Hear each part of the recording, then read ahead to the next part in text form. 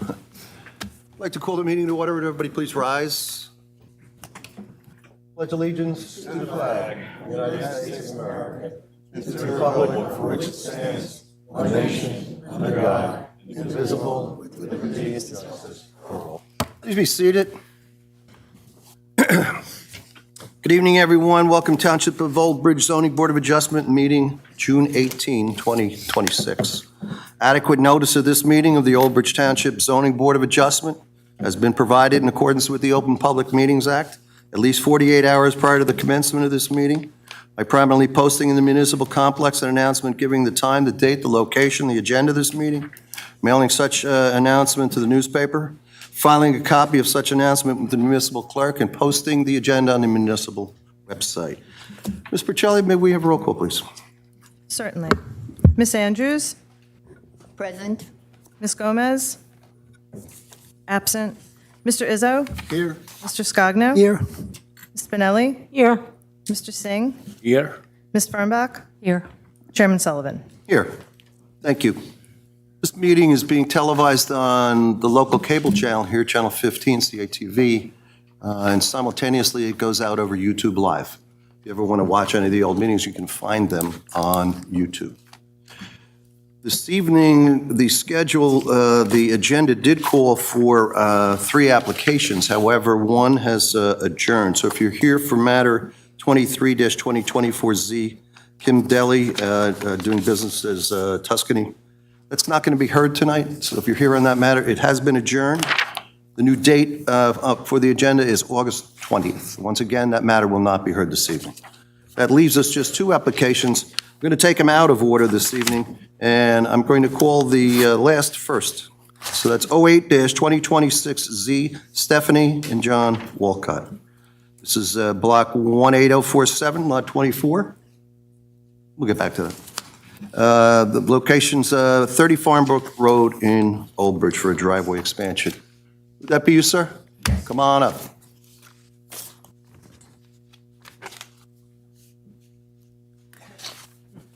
What I do have to do before we swear anybody in there, we need to swear in our professionals. Gentlemen, Raise your right hand. Do you swear or affirm to tell the truth, nothing but the truth, so help you God? I do. please state your name and your profession. Daniel Hollahan, zoning officer.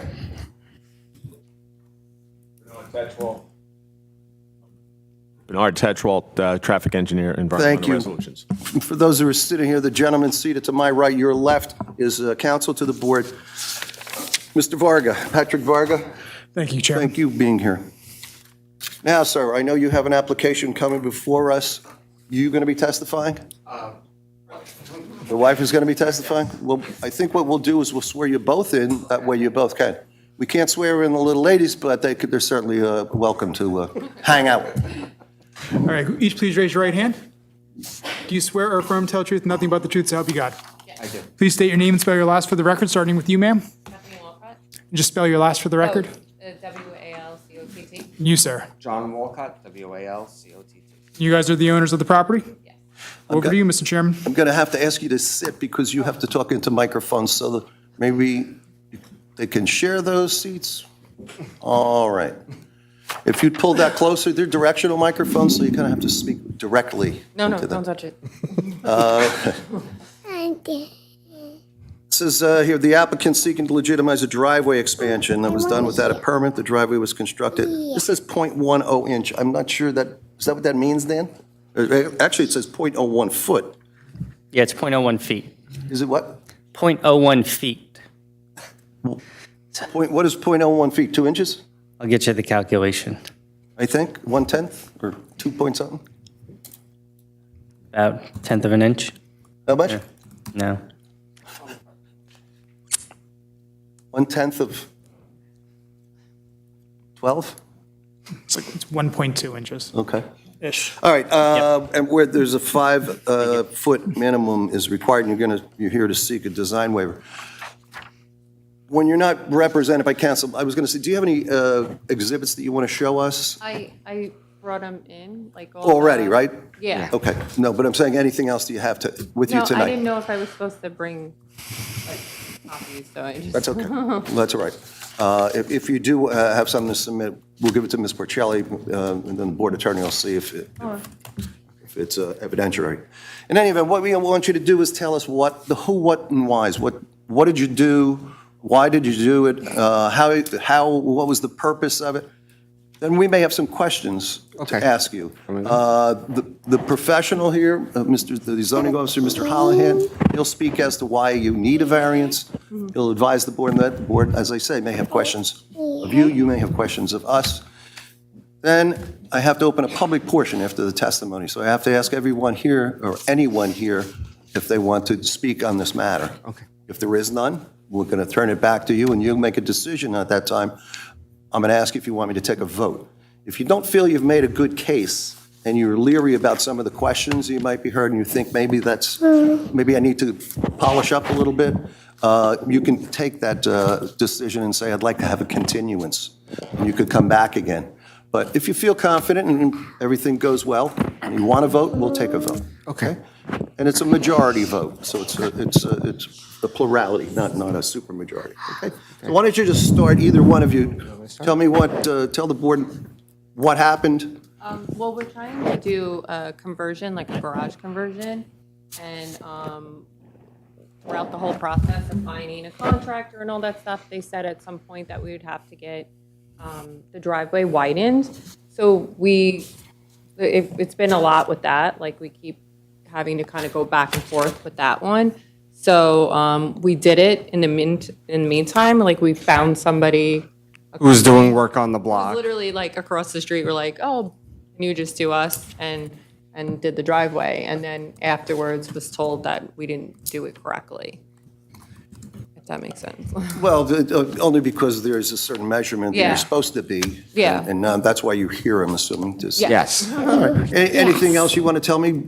No, it just- Did this contractor lead you down the path, like it's okay to do it like this? He basically said we didn't need a permit, right? Yeah, we just did it like. I was recovering from surgery, so it's a little. Yeah, we literally just, I mean, we were calling like a bunch of people, and it just so happens one of the persons that we were calling, oh God, was literally across the street. So we're like, oh, could you do it? And he's like, yeah, we could do it tomorrow because we have all the equipment here. And I'm like, Okay. all right. I mean, we're first-time homeowners from New York, and it's not that complicated in Staten Island, so we didn't know that we weren't supposed to do that, I guess.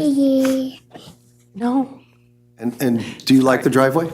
I do like the No, I driveway. was asking you to. Oh, does she? Do you like the driveway? She was, yes, okay, Yeah. there we go. Why don't we go and let the professionals tell us Okay. what has happened there and what you're seeking. Mr. Hollihan? Yeah, so the driveway was widened. They had filed a permit for converting the garage, and converting the garage, they're going to lose that parking spot, so the applicant then widened the driveway to get that extra off-street spot. So the one design waiver they're here for, the 5-foot setback requirement, and they're 0.1, like council said, they are about a 1.2 inches off of that side yard property line where the 5 feet is required. So that's the only variance or design waiver that they're requiring, is just that side yard setback. Right, and there's a fence there, isn't there? Or hedgerow, as I... Yeah. Yes, yes. Okay. Okay, anything else, Mr. Hollihan? No, nothing at this time. Questions from the board members? I'll start at the end of the panel. No questions. Mr. Singh? No, I don't. Ms. Spinelli? No. When'd you guys buy the house? 4 years ago, I want to say. I didn't see the house. I was on chemo, so we put the bid in before we even. So I want to say it was about 4 years ago, but that time's a real blur for me. Yeah, it was like 4 years. Yes, according to her, it's yes. Do you know which way the water comes or pitches on your property, on that driveway? It'll come down to the street. So the driveway is actually elevated. So from the street, it goes up like almost like a hill. Actually, what was the storm that happened 4 years ago? We were one of the few houses that didn't get any water damage. It actually put the house on hold because of the elevation of the house. So the water comes down to the street. So in that the water driveway. wouldn't, that water's not, no water is going to go onto your neighbor's property? No, Oh, no, everything flows straight down. Ms. Andrews, you have a question? No question. None? Thank you. Counselor? Nothing from me, Mr. Chairman. I saw it, and I think it's quite common in the neighborhood over there. The builds were probably late 60s. Yeah. Early 60s, late 60s, maybe even 50s. They were all one-car driveways with one garage. Yeah. And that was because that was always needed back then. And I know, even looking down that block, many people have done what you've done. I applaud you for seeking the permit, and often we don't follow up with knowing the right dimensions, but as long as you're still on your property and not on somebody else's, you realize if you were over the line, we could not Yes. approve that, and then you'd Yes. have to rip out some of the section. I don't know what the board, they have no questions, so I don't know how they're going to vote, but I do have to go to a public portion unless you have anything for me right now. No? No. Okay, this is matter 8-2026Z. The physical location on this is 30 Farmbrook Drive here in Old Bridge. Anyone want to be heard in this matter? It's for a driveway expansion. This will be the only time for a public portion. I see none, Counselor. I'm going to close it. Certainly, Mr. Chairman. Public portion is closed. Final comments? No, thank you for your time.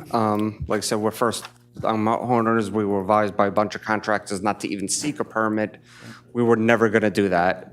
Like, Oh, yeah. we went with Sedano, who have been excellent and working through the The permit. office is quite helpful, and there's a lot online. You know, Yeah. people People can, in the office have been very helpful. yeah, Yes. people are more than willing to help Yeah. help owners because sometimes they just don't know. Yes, no, I really appreciate everyone has been fantastic in the office. Okay, good. Well, I'm very happy to hear that. Would you like me to call for a vote on this? Yes, This is it's not a hardship. This is just a design waiver, Yeah, Mr. oh, Chairman. that's right. I'm sorry, it's not a C. Someone want to move this for a design waiver? He's a little over 1 inch off the line. I'll move it. Is there a second? Andrews, second. Andrews? Mr. Izzo will give you that one. Second. You got the second. Roll call, please. Ms. Andrews? Yes. Mr. Izzo? Yes. Mr. Scogno? Yes. Ms. Spinelli? Yes. Mr. Singh? Yes. Ms. Fernbach? Yes. Chairman Sullivan? I'm happy that you are making adjustments to your home. I know you moved here 4 years ago. This is a great place to live, and you're reinvesting in your own property, and you're at the same time reinvesting in the community. So I'm happy to hear that, and you look like you got a wonderful family. Thank you, I My vote is appreciate it. yes.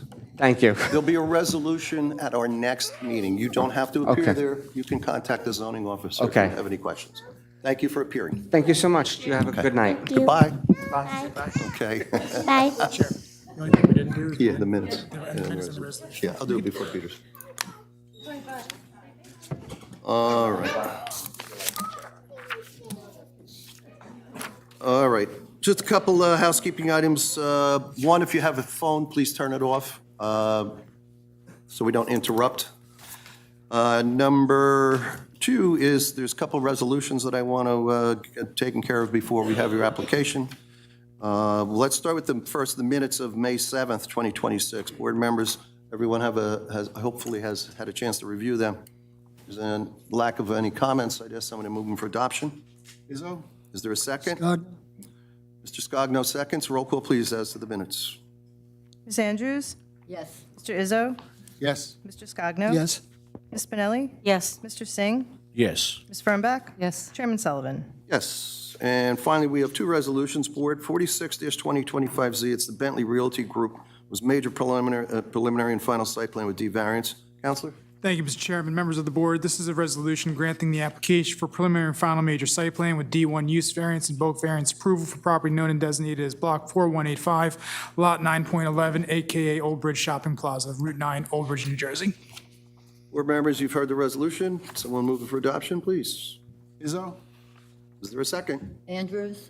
Moved in second. Roll call, please. Ms. Andrews? Yes. Mr. Izzo? Yes. Mr. Scogno? Yes. Ms. Spinelli? Yes. Mr. Singh? Yes. Ms. Fernbach? Yes. Chairman Sullivan? Yes. 54-2025Z, Jessica Kraskowski, it's a D4 variance. Mr. Varga? Thank you, Mr. Chairman. Members of the board, this is a resolution granting D4 use variance approval for property known and designated as Block 5000.25, Lot 41, AKA 28 Purdue Road, Old Bridge Township, New Jersey. Board members, you've heard it. Someone want to move for adoption? Izzo? Is there a second? Andrews, second. Moved in second again. Roll call, please. Ms. Andrews? Yes. Mr. Izzo? Yes. Mr. Scogno? Yes. Ms. Spinelli? Yes. Mr. Singh? Yes. Ms. Fernbach? Yes. Chairman Sullivan? Yes. It does bring us to our only application this evening. 27-2023Z, Vision Old Bridge LLC. This is the TCD zone, Neighborhood Business District. This is Block 12261, Lot 64. Physical location, 3963 County Route 516 here in Old Bridge. Bifurcated D variance, multifamily residential. Applicant proposes demolish an existing garden center, construct a single multifamily building consisting of 68 apartments, including 11 affordable units. This is a continuation. Peter Clauser, Esquire, representing the applicant. Sir. Good evening, Mr. Chair. Good evening, Mr. Chair, members of the board, your professional staff, and members of the public. For the record, Peter Clauser with the firm Heilbrunn Pape on behalf of your applicant. I would ask Mr. Varga, are there certain board members that are going to recuse themselves from the application? Yes. Correct, Mr. Clauser. There are two board members that are going to abstain and recuse themselves, step down from the dais for today's application. I believe that's Ms. Fernbeck and Ms. Gomez. No, Oh, excuse me, Ms. Spinelli. I apologize. No, and I'm staring like directly at your face too. I'm looking at Ms. Gomez's chair. Thank you, ladies.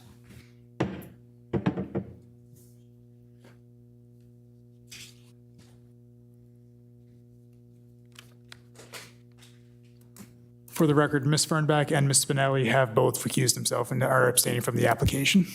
Thank you, Mr. Varga. So, Mr. Chair, we could do a little bit of housekeeping.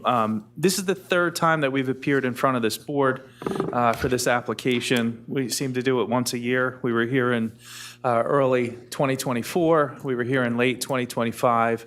And now we're back again here. And it's been a series of different reasons that are kind of not important to the application of why it's taken this amount of time.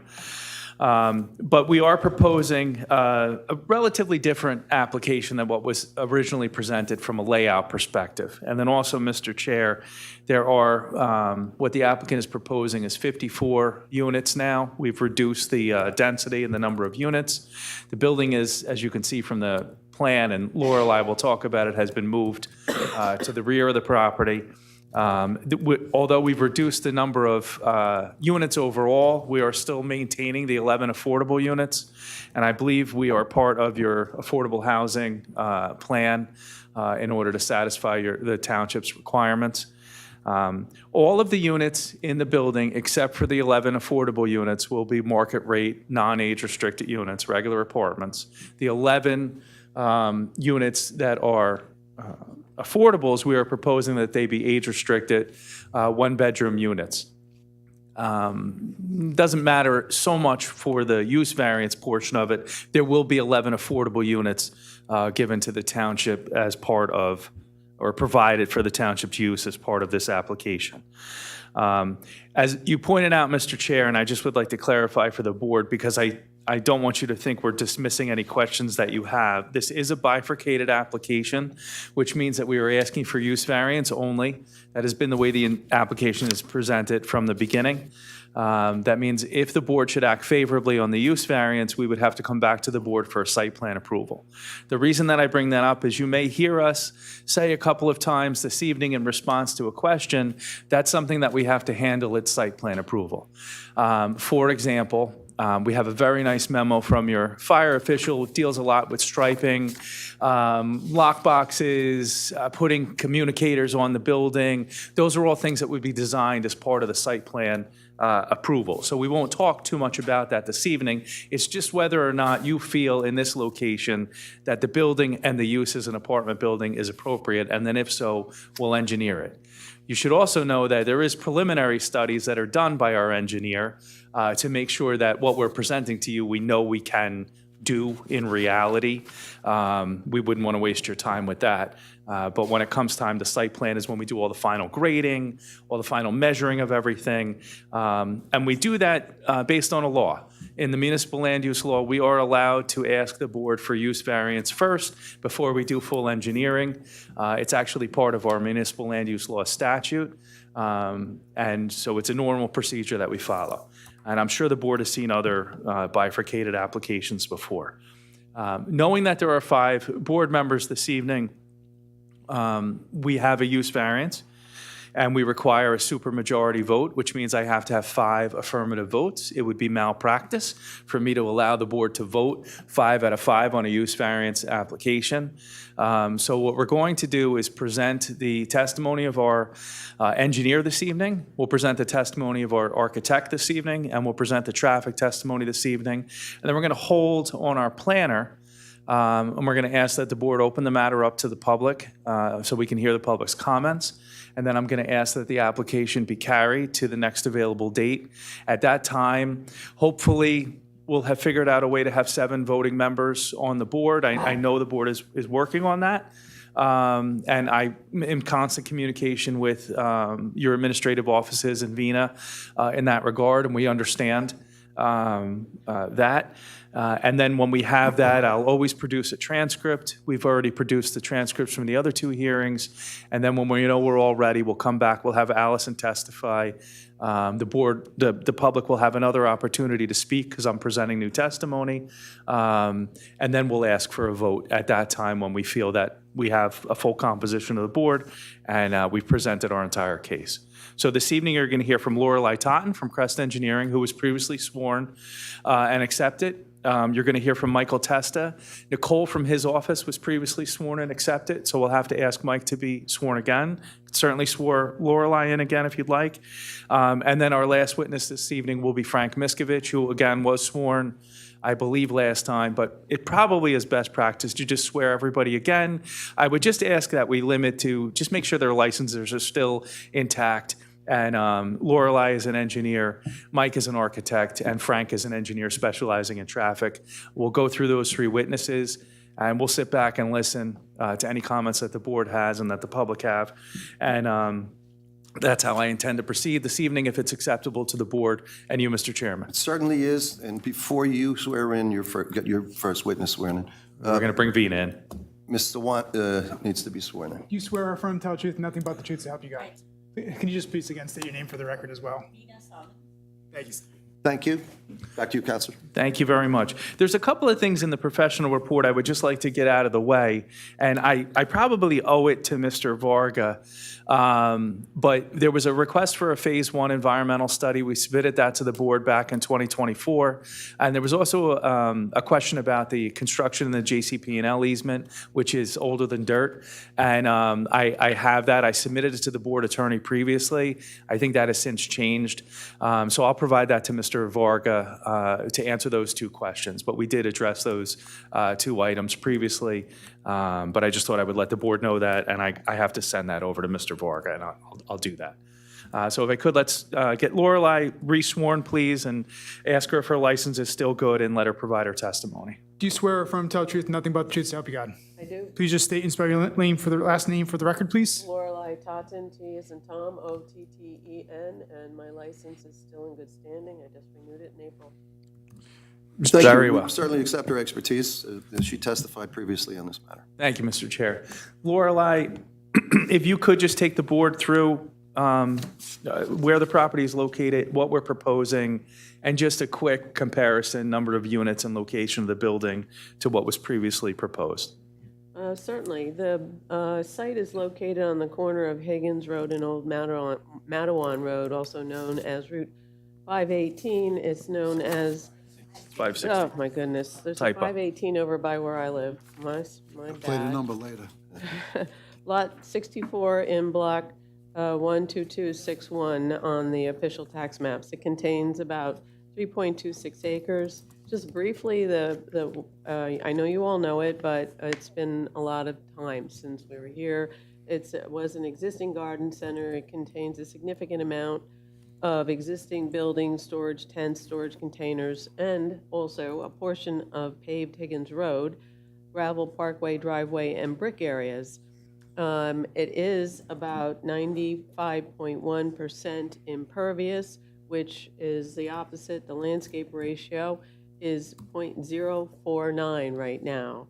The structures and buildings cover over about 25,000 square feet. And as you recall, the site gently slopes from east to west in direction. And as was mentioned, there is a JCP&L power easement along one side of the property. It's a pretty flat property, and the site presently drains to an existing drainage system along Higgins. And as you would suspect, it was an occupied site, so there's existing water, sewer, electric, gas, and other utilities that are available there. There are no wetlands or floodplains per the published records. The closest stream is a tributary of Tennant's Brook, some 800 feet from the property. And as I mentioned, other constraints are the JCP&L easement and tower.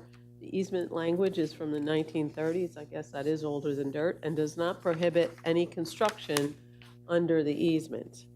And as I noted, Higgins Road is located on part of the site.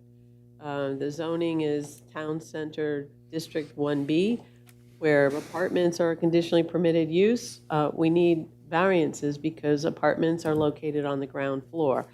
Variance for height, which will be more described to you by the architect. Variance for floor area ratio. Variance for building footprint size. And variance for the landscape ratio. The variance for distance to maximum build line from the curb.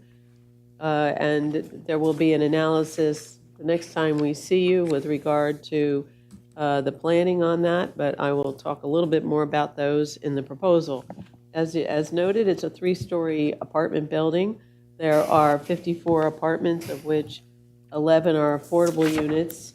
The building has been moved away from 516 Manawan Road and now is closer to the rear property line so that the circulation surrounds the property and there's an opportunity to buffer more around the building, as well as there's buffering in the back to the neighbor, and there's only one line of parking back there, whereas with the previous application, all the parking was behind the building, near the residential uses.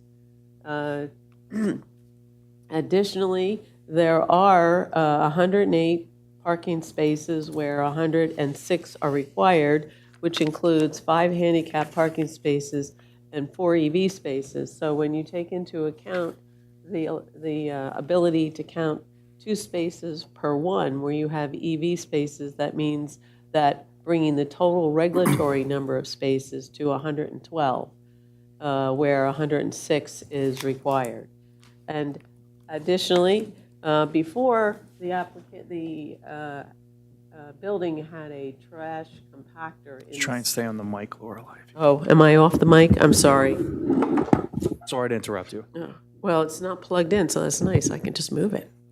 The prior application had a indoor trash compactor facility, and the barrels were brought out. This one has a trash enclosure that's basically self-serve. The residents will have to bring out their own trash to the dumpster enclosure, and it's set up so that whether it's a front or rear loading trash collection, it will be able to come in, circulate, pick up the trash, and leave. So that's, and I was going to say that there is a vendor delivery area in the rear of the building too. The prior application had a space kind of in the front of the building, actually on the side of the building, the way it was back then. The circulation is a little bit different. Before, there was no circulation across the front of the building. Now there's circulation around the entire building with the access point in the same location as the prior application. The access point to Higgins Road has been moved a little bit closer to the intersection with Route 516 to accommodate a better circulation pattern on site. There's also a large green space in the front of the building with an amenity for sitting outside. The building itself, in addition to the apartments, contains a management office as well as a exercise room and some other amenities that will be more completely described by the architect. There is a sidewalk system that connects the spaces to the various different entrances. And The parking is easily accessible system of 9 by 18 spaces with 24-foot wide aisles, excepting, of course, the ADA spaces, which follow the ADA rules. While this is not an engineered plan, as was spoken about by by the attorney, I can tell you that based upon a disturbed area of a little over 3 acres, it is determined that this project is a major project per NJDEP and the Township Land Use Ordinance. Therefore, stormwater management measures are necessary for this project. The positive in terms of stormwater management is that the impervious will be reduced from the 95% I spoke of previously to about 71%. So that in and of itself is a positive because it will reduce the volume of runoff coming off the site. And it will also, without any BMPs at all, but we still have to provide for some water quality because we're changing the system of pavement. Additionally, we will improve groundwater quality, groundwater recharge will be improved by the reduction in impervious surface. And as noted previously, the utilities are available and a lighting landscaping design would be part of a site plan. But as you can see, there's room for street trees along both roadways and some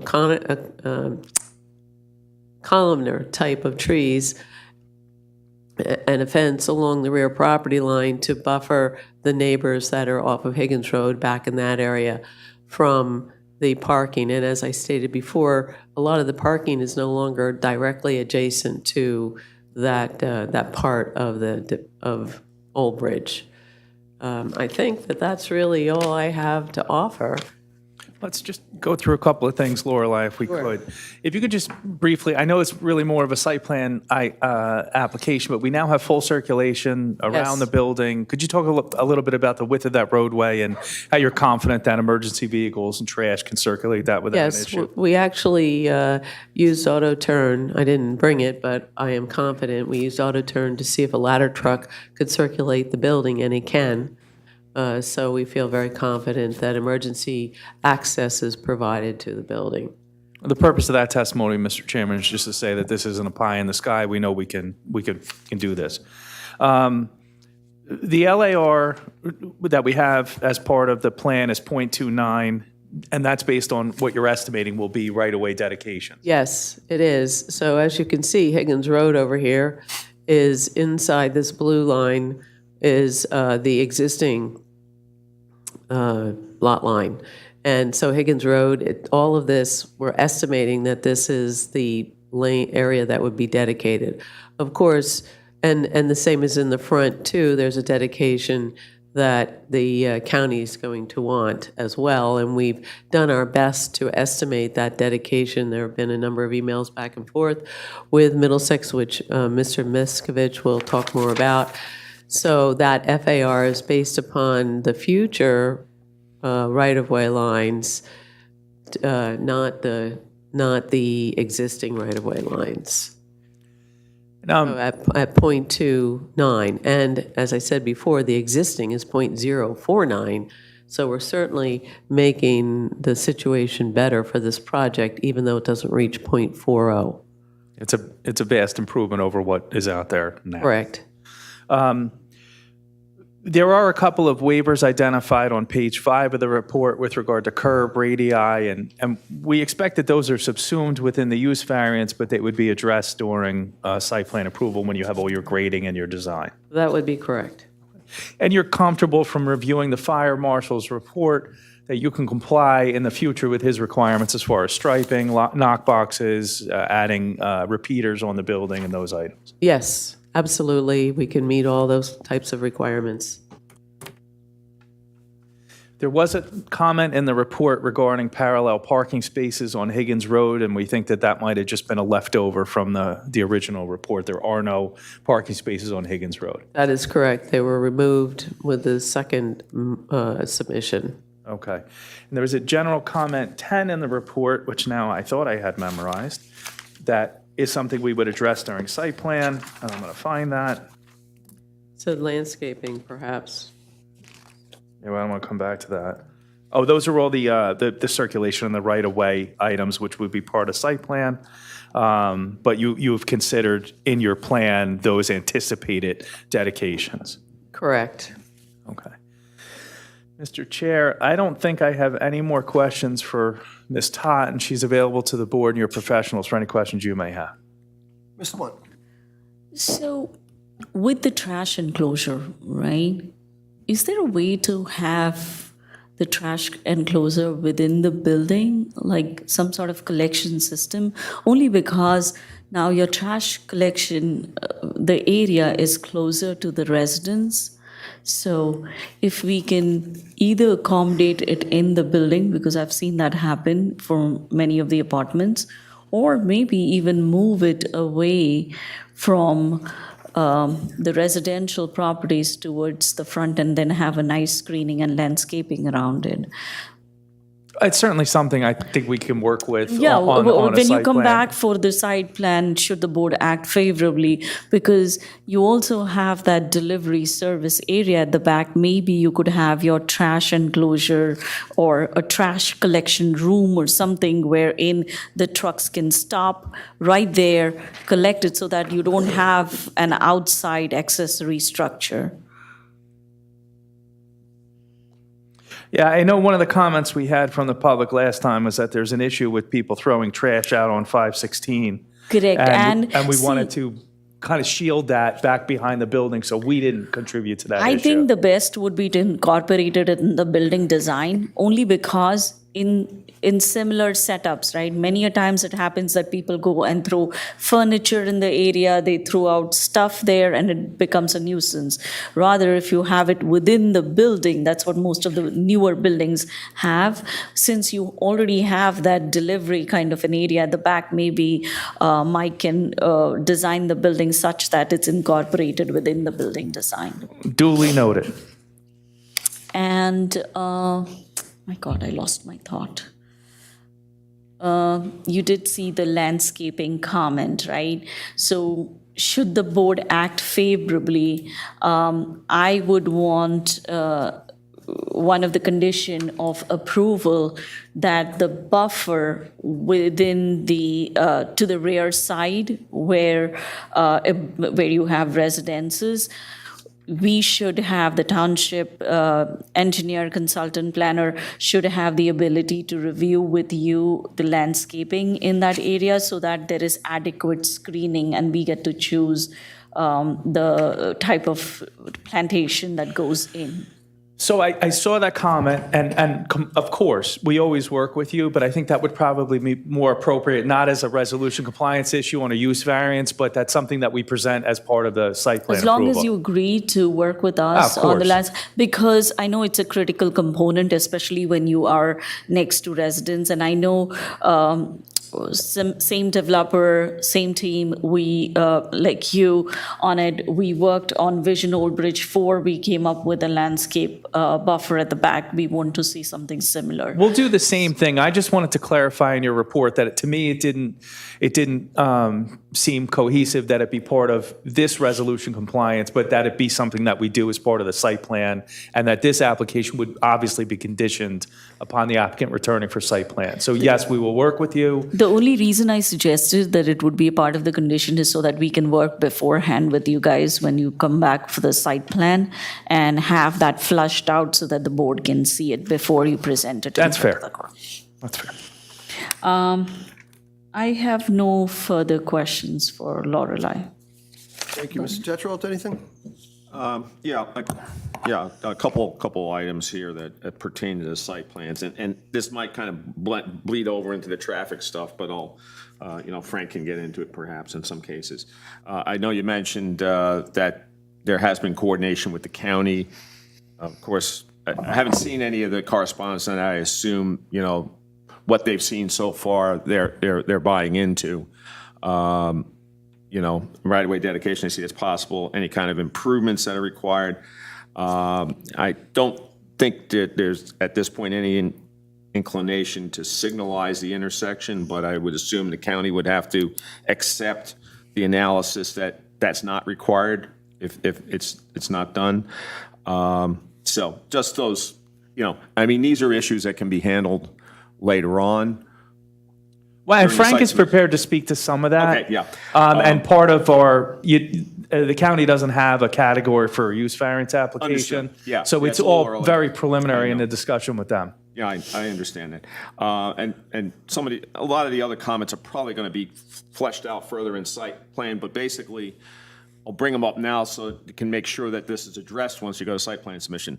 Site triangles are going to be needed, both at the driveways on 516 and on Higgins Road, and internally, just to make sure that landscape isn't, and of course, inside a site, you have a very low speed that you design for, but still have to make sure that there's no, proposed landscaping that's put in those areas, those kind of things. The other thing that I saw was on the, I had some, again, these are comments that can be addressed later about stop bars and stop signs, double yellow lines. I understood they don't have to be, addressed right now, but they will need to be addressed in the site plan submission. So just while you're on that, I did ask Lorelei if she looked at those comments, and I would just ask her to confirm that she's very comfortable she'll be able to incorporate those striping and signage that you had pointed out in your report as part of the site plan. Yes, and actually, we thank you for those comments because we have a checklist now, should the board grant approval when we go to site plan. Okay, great. Now, I think there was another issue that came up. If there's additional parking required for a service delivery, you I guess that's basically taken care of by the delivery area back Yes. there. Okay. Also, and this can be handled. I know Lorelei mentioned that auto turn was performed. It wasn't submitted. When it goes to site plan submission, we will require the actual auto turn analyses for the vehicles that will be allowed on the site. The fire truck will have to be based on whatever design that the fire department provides. And, they have to approve it, in addition to it being part of the submission that comes to me. There'll be some kind of no truck posting for any vehicles that exceed the typical, vehicles that come into the site, just to make sure that, no tractor trailers pull into the site or anything like that. Other than that, I think the other comments were basically traffic related, and I can get into them after Frank. Yeah, we'll have Frank come up and talk yeah, about that. yeah. I also have a pretty good system, and I know the chair and the board members certainly know this, that we'll go over and sit with Mr. Miller in his office, and they usually give us whatever the current no asbestos truck is. Yeah. And they give us a template that we take back, and then Lorelei uses that. So it's not actually like even a guess. We actually That's have good. templates from your And fireman. you're checking with them because, right now they may have a truck that's smaller is their maximum, but they may be, they're looking to they're- buy a really large truck. Yep. And that way they have the opportunity to tell you, we're going to buy such and such a truck next year. And, and then you can use that as your guide in And designing it. Yeah. I always do that. Yep. Good. Okay. Thanks. See if the board members have any questions. Thank for you, Ms. Mr. Chair. Tyler. Mr. Singh, anything? Mr. Scogno? Oh, yes. Did you say the affordable apartments are age related? Age restricted. Which is what age? 55 and older, 55 or and whatever older. the current federal regulation is. But yeah. And you no children? Is that what you're That means no children. Yeah. Thank you. And they're one bedrooms, which is how you do that. And I'll talk more about this with Vina as we go through the process, should the board grant it. But we want to make the affordables the most beneficial to the township for, if there's bonus credits that are available. I don't know that much about it. I have experts that I work with that, and you have your expert in Vina. But that's the goal is always, that's why the age restricted and the rental can sometimes be helpful for the municipality, but I don't want to speak out of turn. But yeah. Mr. Rizzo? No, sir. Ms. Andrews? Yeah, I'm concerned. I thought that I heard, Mike, she's on. I'm sorry, I thought that I heard Ms. Totten say that the fire trucks can circulate the building, and now you said that there's something about getting a template, which would the idea, because I was looking at the plans, when I was looking at that site plan, it looked like it was rather narrow. And I'm extremely concerned about fire and fire trucks, having lost a brother-in-law as a fireman. So that's why I want to know exactly, are you absolutely certain that any fire truck would be able to circulate through the area? We use the ladder truck as the most recent template that we have gotten from, I think, probably last fall from your fire department. But we will also meet with him again and get the newest, if there is a newer one. And it's my license on the line. I'm going to make sure fire trucks can get around that. Okay, and another thing I didn't understand, when I looked at your site plan, I saw there was like an indent where that would be for the parallel parking for deliveries with a 4-hour restriction. Well, no, the 4-hour restriction was in the report based on parking on Higgins Road. That's We what I mean, removed, yeah. we removed the parking on Higgins Road, and we created a loading area on our site. And that is for the UPS delivery, for the DoorDash guy. And that would be going in from Higgins Road? It's actually at the rear of the building, Miss Andrews, kind of right in that corner there. So you could come in from either, it has nothing to do with your exterior, there you go. It's, Lorelai's highlighting it right there. So that's where it is. So it's internal to the site. Okay, and I'm concerned because where that's going to be, that you have that quick turn onto the rest of Higgins Road. That's pretty close, and that road is very, very narrow. You know, Miss Andrews, that's not by Higgins Road. It's at the bottom corner of the property. So then they'll be coming out into the normal circulation of the site. There are no parking spaces or anything out on Higgins Road. Okay. That was a typo, I think, in the professional report. Oh, okay, thank you, Yeah, no, we wanted to keep it on site. thank you. Okay. Counselor, anything? Nothing from me, Mr. Chairman. Thank you, Lorelei. You can step down. I would ask if Mike would join me, please.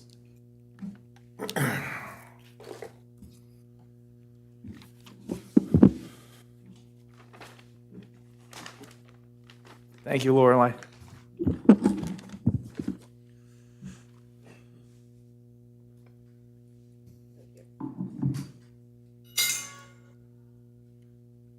All right, sir. Just raise your right hand when you get a chance. Do you swear or affirm to tell the truth and nothing but the truth, so help you God? I do. Please state your name and spell your last for the record. Name is Michael Testa, last name Testa. Licensed architect in good standing in the state of New Jersey since 1996. President and principal architect of Michael V. Testa Architect, Manalapan, New Jersey. I've had the pleasure. We'll accept your expertise, sir. Thank you very much. Thank you, Mike. Maureen is manning the computer, so you know, give some direction as to anything you want brought up. But if you could, just take us through the building that you've designed, please. And Counsel, just before you begin, was this one submitted with the application? Yeah, this is all submitted. I think the only thing we're going to probably come up against that wasn't submitted was our exhibit of the rendering. All right, then And we'll when we smart- get to that, we can mark. I'm sorry, Mr. Varga, we can mark that. Perfect.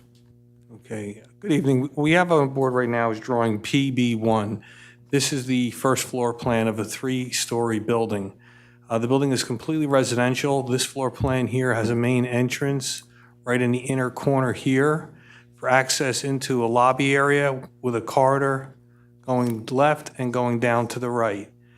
The first floor and all 3 floors are a mix of 1, 2, and 3-bedroom units. As Mr. Clauser indicated, we have 11 affordable, all 1-bedroom units. The remaining units will be 2-bedroom and 3-bedroom. We'll have 4 3-bedroom units in the building. Also within the residential units will be an on-site super who lives in one of the units that will be on the 3rd floor. On the 1st floor here, we have a management/leasing office that will be accessed from the back of the building. This is that area that we were just talking about where the drop-off, pick-off for Uber or Uber Eats and deliveries would be back here. So we're actually going to create another entrance. We have an entrance into a mail room and package room here, but we're also going to create another corridor that leads us to this back area so deliveries and the occupants can come out and receive their foods. Based on the suggestion of Ms. Swant, we would try to incorporate an internal trash room in the same area because it's adjacency to that loading pickup zone. I think that would be the most advantageous place for it. We have an elevator located off of the main lobby. We have 2 egress stairs, one on each end of the building, here and here. All of the apartments will be handicap accessible. The building will be completely handicap accessible. The elevator will be an ADA compliant elevator. The building will be fully sprinklered. And the upper 2 floors, if we go up to the second floor, which would be PB2, Maureen? Thank you.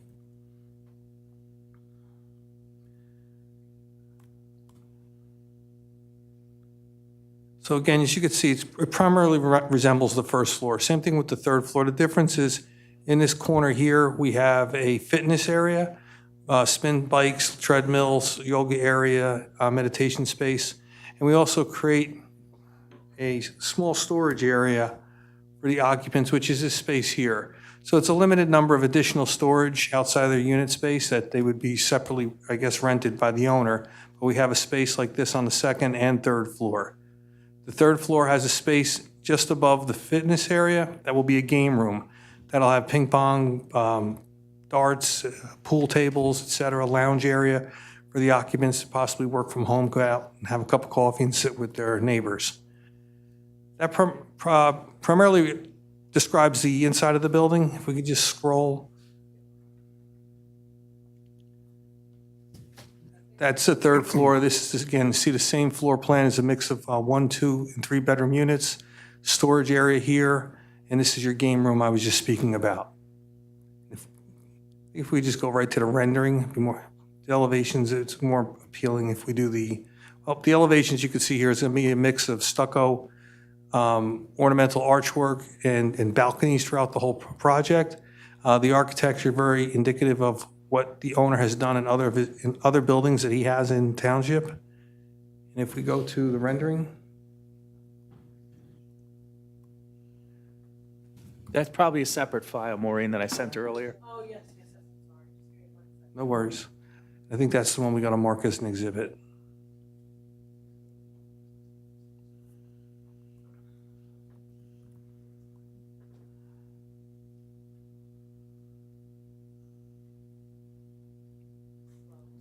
No, appreciate it. We're going to have to put you on the staff. So, This is it, thank you. This has got to be marked, Peter? yeah, it should be marked. I don't know where we are.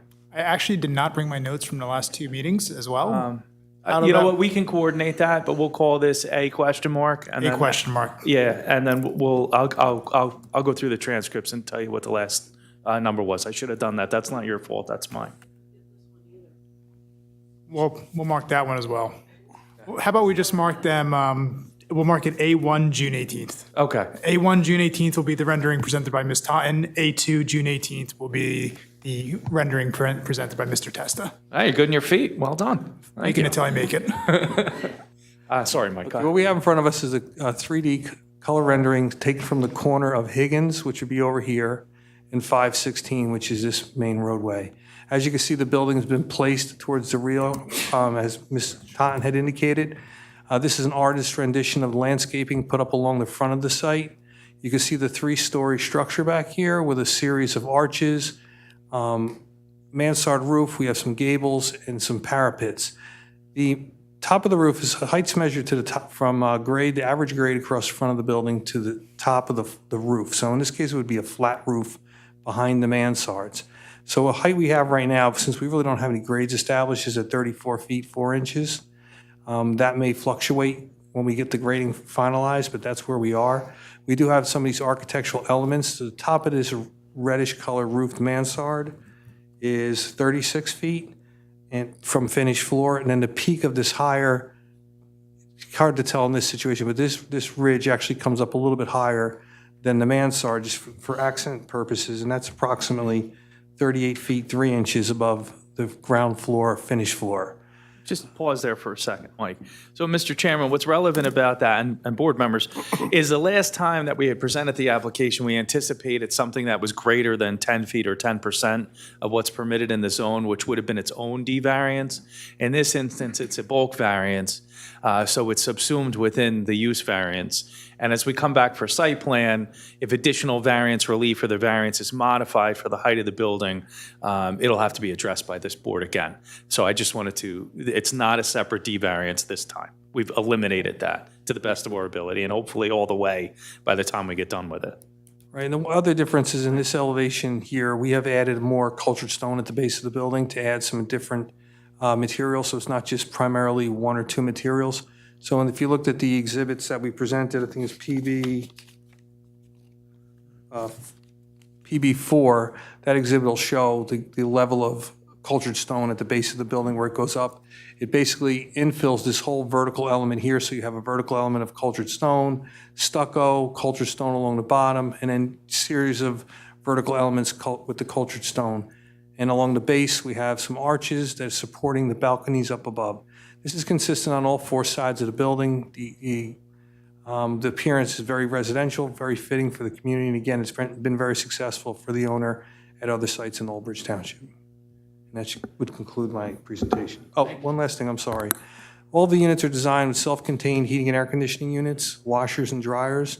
The only mechanical units would be on top of the flat roof that would be concealed by this mansard. There would be an interior roof ladder that would allow for access to the roof to service the mechanical equipment so we don't have that on the ground humming and creating noises and so forth. Thank you, sorry. Thank you, Mike. I have no further questions. He's available to the board for any questions you may have. Mr. Went? So the one question I had, and I think the architecturals we can finalize once you come back. If the board acts favorably, when you come back with the site plan, we can talk about it much more in detail. But the one thing I noted is your leasing office is to the rear side, right? Yes. I think moving it to the front along either 516 or Higgins would add a character, because I was seeing it's all glass and you have more like windows. So it's just a thought. Could you say that again, Vina? I think she knows. I didn't understand that. First plan. So Ms. Swan's indicating that we have the management leasing office at the rear of the building, and she's asking if we can contemplate moving that to the front with larger glass and windows. Because Okay, for it'll that add a appearance? different character. It'll break the monotony of the elevation on the ground floor, because otherwise all the features are identical. But if you you can enhance the corner either on this side or the other side with the leasing office being in front. It'll it'll break the monotony of the layout. Okay, that's something we definitely can work with. The reason we put it back here is because you could see the awkward shape that's created in this back area here. It became a little difficult to get some residential units in that area, so that's why we basically put the amenity spaces in these corners. But we can work with you to see if we can come up with an area in the front corner Right, that we right. can I have mean, the if you leasing slide, facing the street. I don't know. Let's talk about it. Sure. And then the other thing was with the elevations, I do want to work with you like usual, because there is a style that we have been trying to maintain in Old Bridge. When we did the Edgewood Apartments, which is on Route 9, we recently approved it. I think it was last year, end of last year. We approved it, the planning board approved it. We have Avalon Bay. I'm not a big fan of Renaissance. So, but there are a couple of them which are our favorites, and we try to mimic and maintain that style. Would you be willing to work with us on finalizing those elevations? Absolutely. Yes. So, Chairman, I have no further questions. Mr. Tetral? I have no questions on this. Thank you. Mr. Singh? Mr. Scogno? No, sir. Vice Chair? One elevator One elevator, yes, sir. and staircases, how many? Two staircases. There's one down here and one down here. And going back to the delivery spot. Delivery spots back here. So if I lived in apartment 2 and I'm getting a package, I have to come downstairs to retrieve that, or is there going to be a Well, there's two box? types of packages. Say FedEx comes and makes a delivery. or UPS or Amazon. This is a package room on the first floor off of the main lobby. That could be either accessed from the main lobby, which is very typical in all the apartments that we've worked on and we've referenced for design purposes. But if you had to come down and get like your food delivery, right, Uber Eats or something, you're going to come back down here into a controlled hallway so people just can't enter the building and wander. So we'll have a buzzer system where they type it in, we'd come down, pick up the delivery, and go back up to our apartment. And then if the wife ordered 20 things from Amazon, is there going to be a storage spot until somebody comes home? Yeah, that's this room right here. They have storage lockers and package lockers for deliveries. How many lockers? No, just Well, wondering. right now, it's very conceptual, but the space here is very large, so it's probably at least one locker for the amount of units. So we have, 54 units, so we should have at least that many. Thank you. That's it. Mrs. Andrews? Nothing now, thank you. Counselor? Nothing from me, Mr. Chairman. Mr. Chair, Mike, you can step down. I would ask if Frank could join me in. Thank you very much.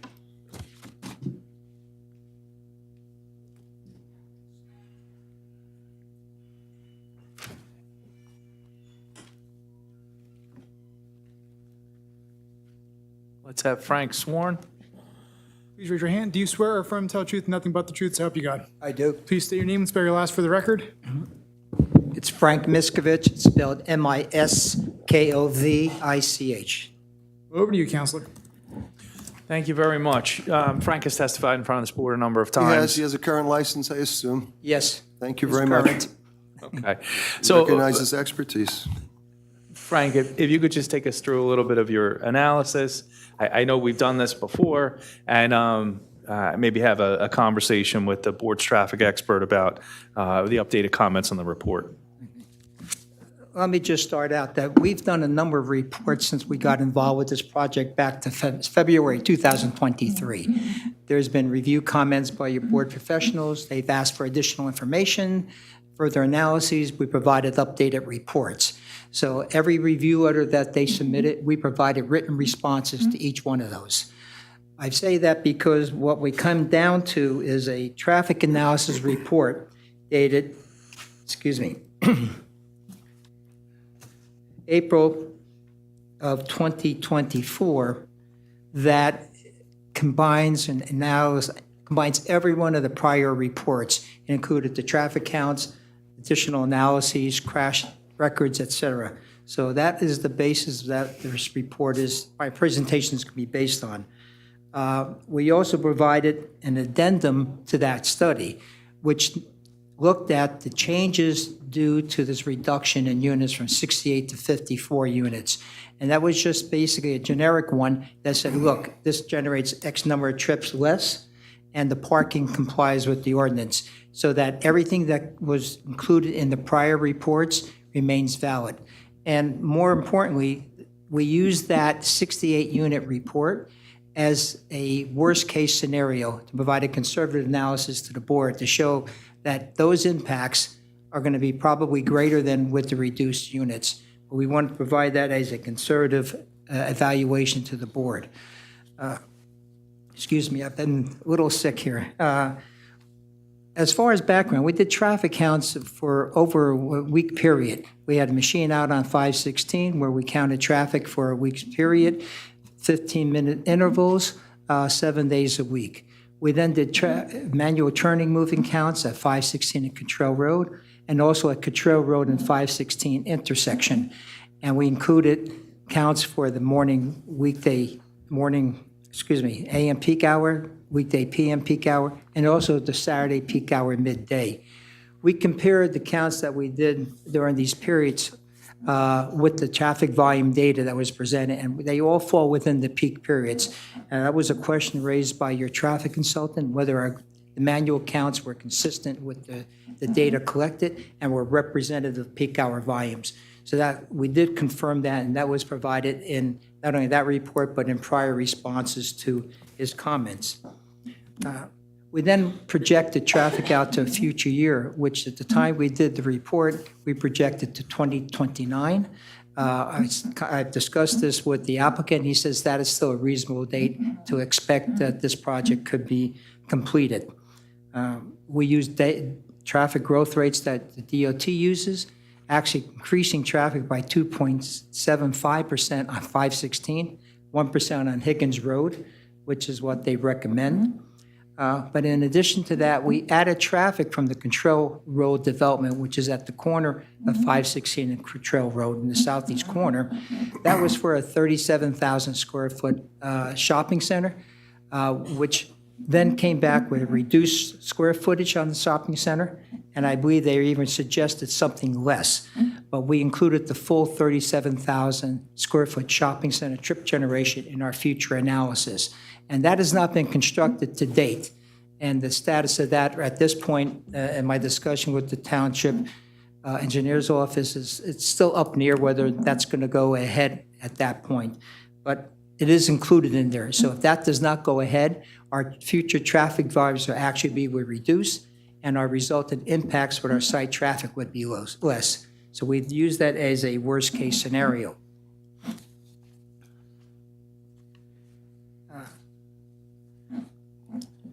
We then looked at the traffic generation. As I indicated, we used a 68-unit prior application as a worst-case scenario and used traffic generation for that based on the ITE data in their 11th edition of the trip generation manual.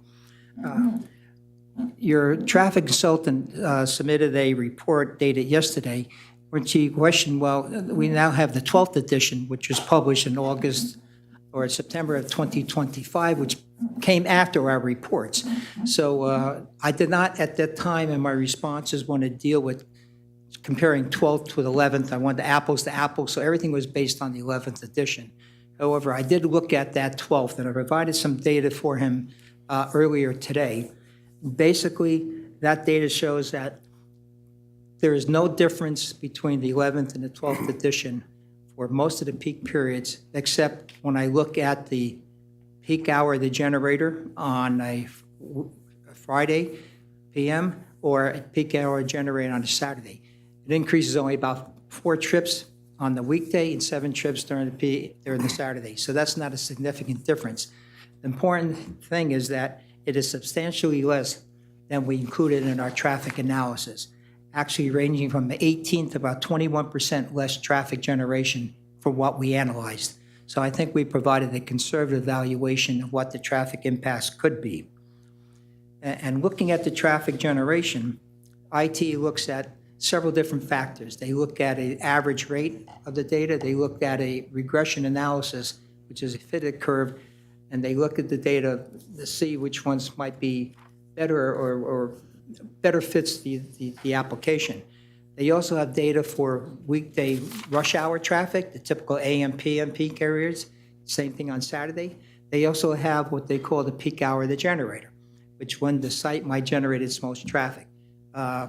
Just consider like a school, it generates mid-afternoon, not nowhere like 3 p.m., let's say, compared to the evening rush hour, which might be 4 to 6. So we looked at all those factors, and we looked at the worst case, which is the peak hour of the generator, both for the weekday and for the weekend. And again, those factors ranged at 18 to 21%,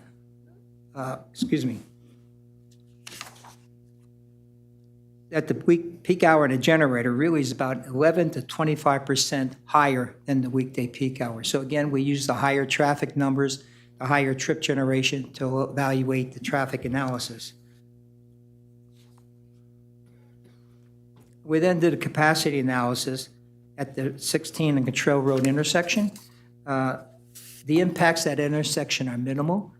Only the westbound left turn lane that goes onto Control Road northbound has an increase of about 1.5, 3.4 seconds, but we're not adding traffic to that particular movement. But that's a minimal increase. The levels of service remain the same. At the Higgins Road intersection, the Saturday rush hour, there's no change in the operation levels at that intersection. During the morning, we go from a level of service to C to D, only 3.6 increase in delay, and D to E in the PM, 5.7 increases. So we're still a reasonable increase in traffic, but it's delay based upon the volumes of traffic on 516. The 516 and on the site driveway intersection, goes from level is the level of service.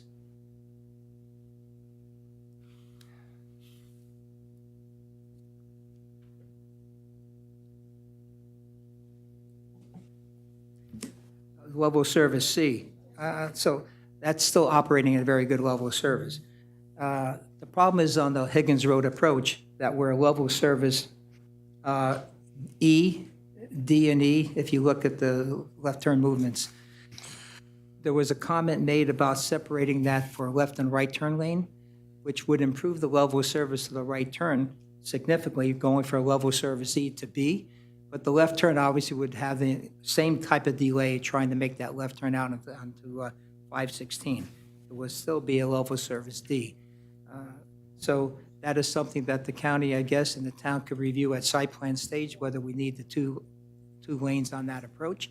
However, we do have the width on our site to accommodate that particular improvement.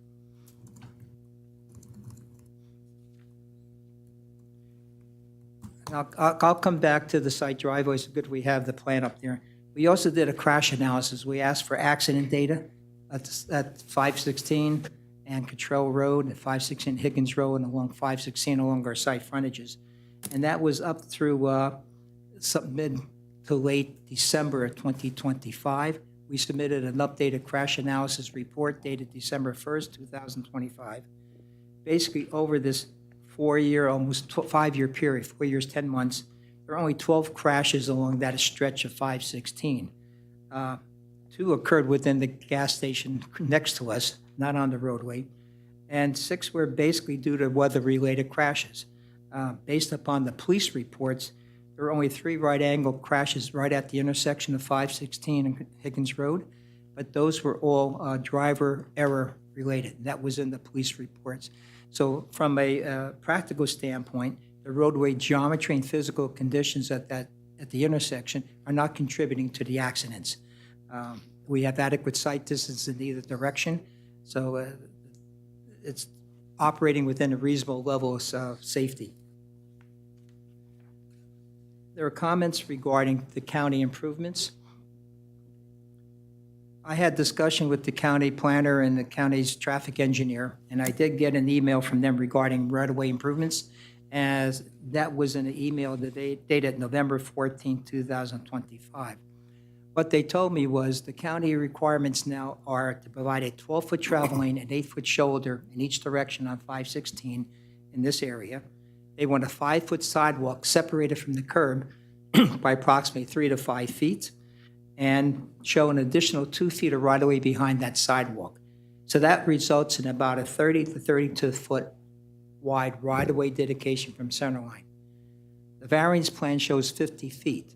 So we have more than enough room on that to accommodate anything that the county might require as further improvements. And historically, what the county is now requiring is left turn lanes on most intersections of roadway projects. We have to do a further evaluation for them. But as a worst case, if they required a left turn lane at, say, Higgins Road intersection heading westbound, we can accommodate that without affecting the plan as you see here today. And as a point of reference, at the Guyk Park residences, further to the east, it is a 40-foot wide dedication from center line. And that was the county requirement, and I did work on that project. They did not require a left turn lane at that point. So I do not foresee this at the 516, at our driveway intersection, but that's something that we'll evaluate further when we get to site plan and go meet with the county.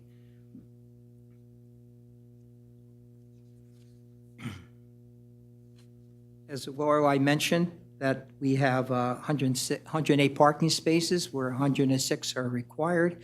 So that's physical parking spaces, so we meet the RSIS requirements. If you consider the electric vehicle charging station credits, we actually have 112. Physical parking spaces exceed that requirement. We also looked at the peak demands based on ITE studies, and it shows that we would have 50 to 68 occupied spaces at peak times. So the 108 spaces are more than adequate to handle the anticipated parking demand. So I think in summary, basically, the analysis that we used and presented for the 68 dwelling units is much greater impact than with the reduced 54 dwelling unit development that's presented here. And I presented that testimony is that it seems reasonable that with the lower traffic volumes, that the impacts would be less, but I did not quantify that. It just seemed to be a reasonable estimate, in my opinion. I also would point out, I want to discuss the driveway on the Higgins Road, because right now we know we have that sharp horizontal curve to the south of our driveway. The driveway now has been moved further towards 516 than was previously presented. But we also looked at sight lines because now this curve will be flattened. Where it's sharp now, it'll be slightly flattened out along our site frontage. Also, we have sight lines that go across this grass area towards the south. We don't impact the parking areas. And my preliminary calculations show we comply with at least a 35-mile design speed, where Higgins Road is 25 miles per hour posted. So we would have to work at site plan stage to ensure that any of the landscaping is at below a 30-inch height and verify some of the elevations. But I believe that is adequate sight lines can be provided from that driveway, especially with the roadway improvements. That it, Frank? Yes, and I apologize, I've been a little under the weather. Thank you very much. Mr. Chair, Mr. Miskovich is available for your board and board professionals. Thank you. Tetrol. I think, and through the whole process, when as these various submissions have come in, Frank has answered these questions along the way, and including his most recent one. The only one I had outstanding, Frank, I did hear you mention about other site development in the area. You mentioned this shopping center. There's nothing, as far as you can tell. No, the town has no other approved developments that have come up in the last 3 years? As of July of last year, I did contact them. There was no other development that was impacting this area. I did not check from that point. Okay. I mean, that's something that can be, I don't know, it would have a,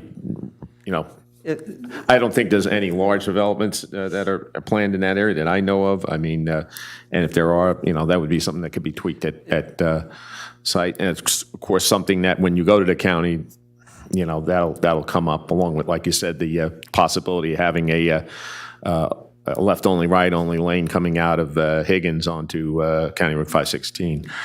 I think you've addressed the comments about, my comments about the new trip generation, your conversations with the county. As of now, I think everything's good to go on my end. Thank you. Mr. Watt. I don't have any questions. All right. I'll go to the board members on my left. Mr. Singh, nothing? Mr. Scogno? The traffic now is terrible on 516 heading towards the high school. You'll sit there for hours just getting down that road. And you're going to now add additional traffic. What is your peak hours that you tested this? We counted traffic from 3 p.m. to 6 p.m. The manual counts at the intersections of Higgins Road and at Cottrell Road. Our counts also included data from the high school. The morning time, what time was that? Well, let me back up a minute. The school traffic basically coincides with the morning rush hour on 516. That's fairly consistent. In the evening, the school peaks a little bit earlier, around 3 p.m., that time period, 2:45, 3:15. Excuse me. There will be a time for public comment, but just not at this moment. I'm going by the traffic volumes and the report that we conducted on 516. So they were a little bit earlier than the typical, 5 to 6 p.m. time period, which was the peak volume time based upon the volume data that was collected. So definitely we know there's a peak because of the school traffic. And when we look at analyze intersections, we analyze traffic, we look at the worst time when the total volume was on that roadway. And that was later on during the day, that 5 to 6 time period. And well, we also look, I understand if I'm coming out, and I always come out of the certain drive the roadway at a certain time, come out at an intersection at a certain time. I'm used to that snapshot of traffic at that particular time. When we do a traffic valuation, we're looking at it over a longer period of time. So there's ups and downs throughout that time period. And that's how we base our analyses on. So yes, there are peaks, but there are also some, I'm going to call them valleys in that time period. It fluctuates, obviously. So I don't agree with that. I might ask for an independent traffic study if that's possible. That's your traffic consultant. Okay, thank you. School buses. You do your survey and everything based on present conditions. If the building gets erected and you have all these units and there's children involved, the bus is going to be coming, stop. Where are they going to pick up children? So that ultimately is actually set by the Board of Education.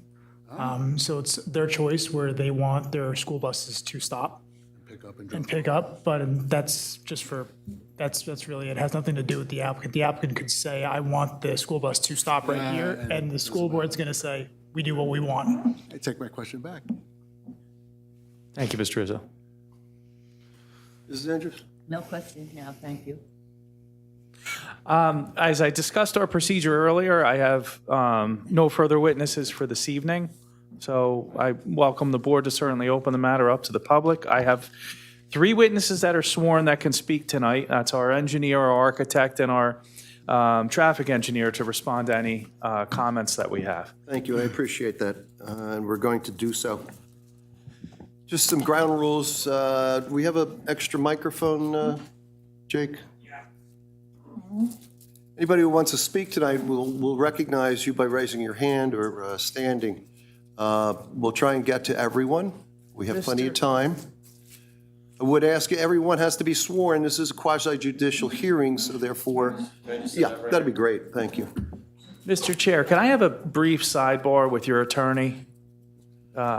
Just for a Sure. quick, I think that's permissible. Counselor, Yeah. you want to go off the record? Yeah. Okay. We go off the record, please? Recess? Yeah, well, we're not going to recess.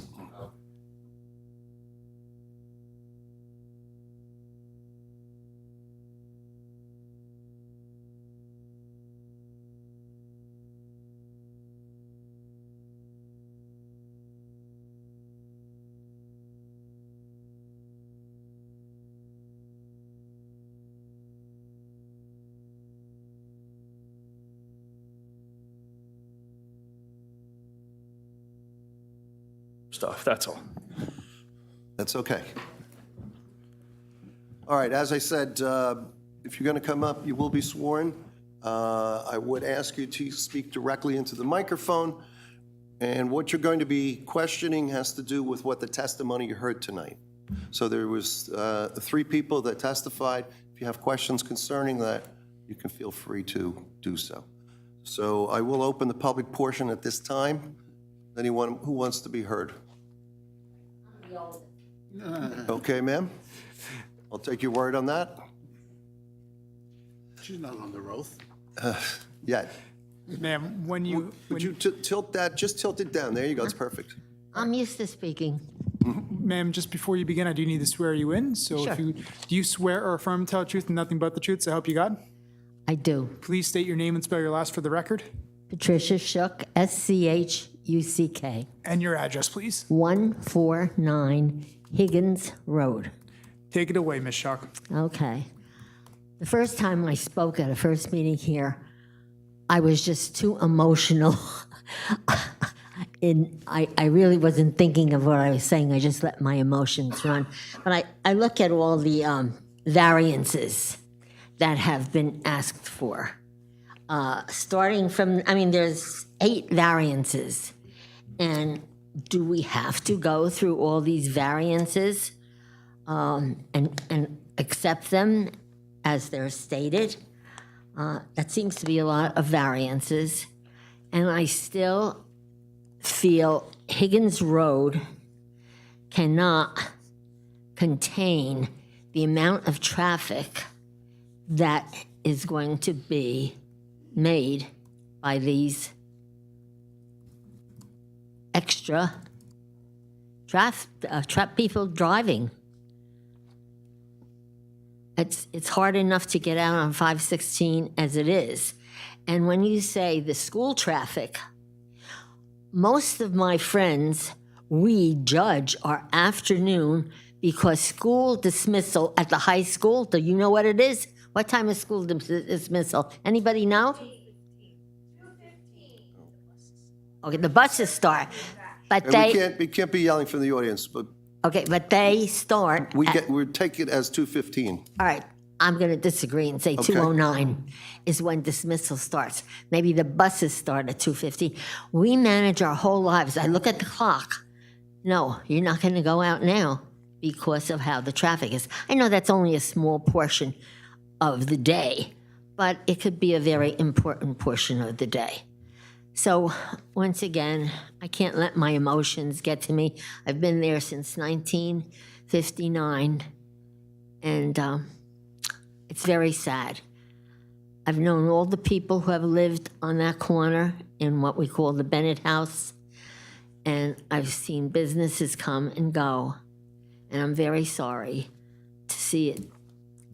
I would like to see this as it was originally presented, how it was supposed to be. Retail stores on the bottom and apartments on the top. That is what I know progress has to go on. So as long as that's progress, then that's how I would like to see it, and nothing more than that. Thank you. Thank you, ma'am. Next.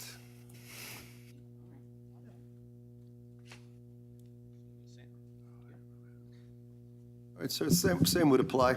Just raise your right hand. Do you swear or affirm to tell the truth, nothing but the truth, so help you God? I do. Please state your name and spell your last for the record. Richard, the last name is spelled P as in Peter, UCCIARELLI. You said double L-I? That is correct. And your address, please. 20 Knoll Court, Matawan, New Jersey. Take it away. Thank you. Good evening, Board. Good evening, Mr. Chairman. Having been here at the prior meeting and I saw the prior application, this application has changed, but I'm afraid not for the better. Actually, looking at and the drawings, first of all, I think the board should take in consideration, quite frankly, this thing is a behemoth. It's an apartment behemoth. It's 3 stories. There is no 3-story apartment buildings on Route 516 from one end to the other. Guy Park is 2 stories, 33 apartments. I looked it up while I was sitting there. So this applicant, yes, he did create Guy Park, but not 3 stories. This design, while might be aesthetically pleasing, is totally out of character with that area. I think a lot of us live there know, quite frankly, that thing is really doesn't belong there. Actually, it looks like a place out of Woodbridge. There's something they would bring in Woodbridge or Edison, not in Old Bridge Township. The other thing I wanted to mention was, again, about the traffic. Some of you know that I'm president of the Thomas Warren Museum, and I can verify what Pat Shook says. I can't get out of the museum at 2 o'clock. I have to wait until the buses finish. I sit in the museum until 2:30, till 2:45, till I can finally get out and make a right turn on 516 and go down 516 and get home. If I don't leave the museum by 2 o'clock, I'm stuck there. And the traffic is backed up from Route 5 from Cottrell to Partridge, John Partridge Road. Believe it, I live it all the time. I tell contractors, get here before, you have to leave by 2 because after 2 you will not be able to get out of here and you'll have to wait. So when we heard this, I'm sure people did get a little excited because we live that reality. I live that reality as well. Excuse me. Going back to, I just wanted to talk about the town center plan, which I have a copy in my hand here. When the town center plan was made, the governing body, as of today, has not put forward an amendment to this town center plan. This town center plan still stands the way it is written, which says you have to have stores on the first floor and apartments on the second floor and third floor is not allowed. I believe Sorry, Mr. Chair, 3 stories is permitted in the zone. with a variance, No, 3 stories is permitted in the zone, Mr. Chair. with residential? Yes, so what's permitted is second and third floor, but not the first floor. Not the first floor, okay. Correct. That's what requires the use variance because the applicant is proposing residential on the first floor as opposed to commercial. Right, okay. Well, I absolutely will. I said the applicant is proposing residential on the second and third floor, which is permitted. What is not permitted is residential on the first floor. Only commercial is permitted. Therefore, the applicant requires a use variance to permit residential on the first floor. So, but there's no time for you, when you have an opportunity to speak, it'll be after this gentleman. okay, I concede, okay, because I'm reading here, permitted only on the second and third stories in zones TCD 1A and TCD 1B above first floor commercial development. Okay. If this application is to go forward, it should comply with the town center plan. And the town center plan is very clear what is required there. Now, whether it's viable, well, that's not our concern or the board's concern. The applicant must conform unless you guys grant a variance. But you do not have to grant the applicant a variance just because they asked for it. The board does have that power to deny. So I asked the board to consider carefully this application. And the other thing I'm curious about, those first floor apartments, they're going to walk right out into traffic when they come out the door? Is that what's going to happen? I'm going to walk out the door into the circular traffic pattern? The other floors come down and go out the front door. But the people on the first floor now are going to just walk out into traffic. They're going to walk out the same exit everybody on the second and third floor would walk out. The front door, or the door from their apartment out? What traffic are you talking about? It's traffic in the circle, the people coming around. If there's traffic there, a truck is coming around or a car is coming around. Let me Mr. Cloud, let me just rephrase the question for him. So if I'm understanding your question correctly, Right. sir, are you asking the applicant, is each individual apartment going to have a door that allows them to exit into That's the correct. They parking did lot? on the prior application. So Mr. Clauser, No, they don't. Thank They you. have an entrance and an exit to the building. So each apartment will not have its own All individual right, access that to. has changed from the prior application. It does Thank you. not change from the prior All right, application. okay. All right, because I remember specifically they were going to have a little walkway and a patio to go out when I was here. Okay, well, again, I just hope the board considers carefully, and I share my residents' concern about traffic, and I don't know how people are going to get out of there during those times and make turns, because right now, you can't go anywhere unless they put a light there. Now, I heard some testimony about a light that the county may not, but there's no plans to put a light there. This is what I heard. So good luck, everybody. Thank you. Thank you, sir.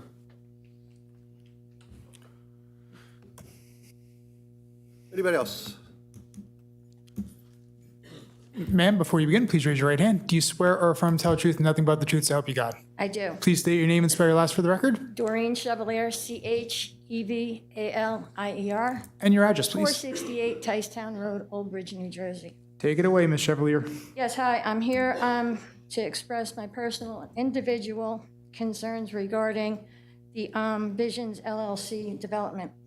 I was online trying to read the fire marshal's report, which wasn't available to the public. I was wondering if it could be read into the public so that the public knows what had happened with the fire report.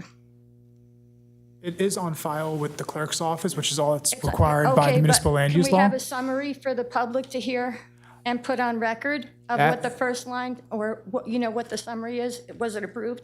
Because Mrs. Totten was testifying, you know, to the fire marshal's report, but she didn't actually say what the results were.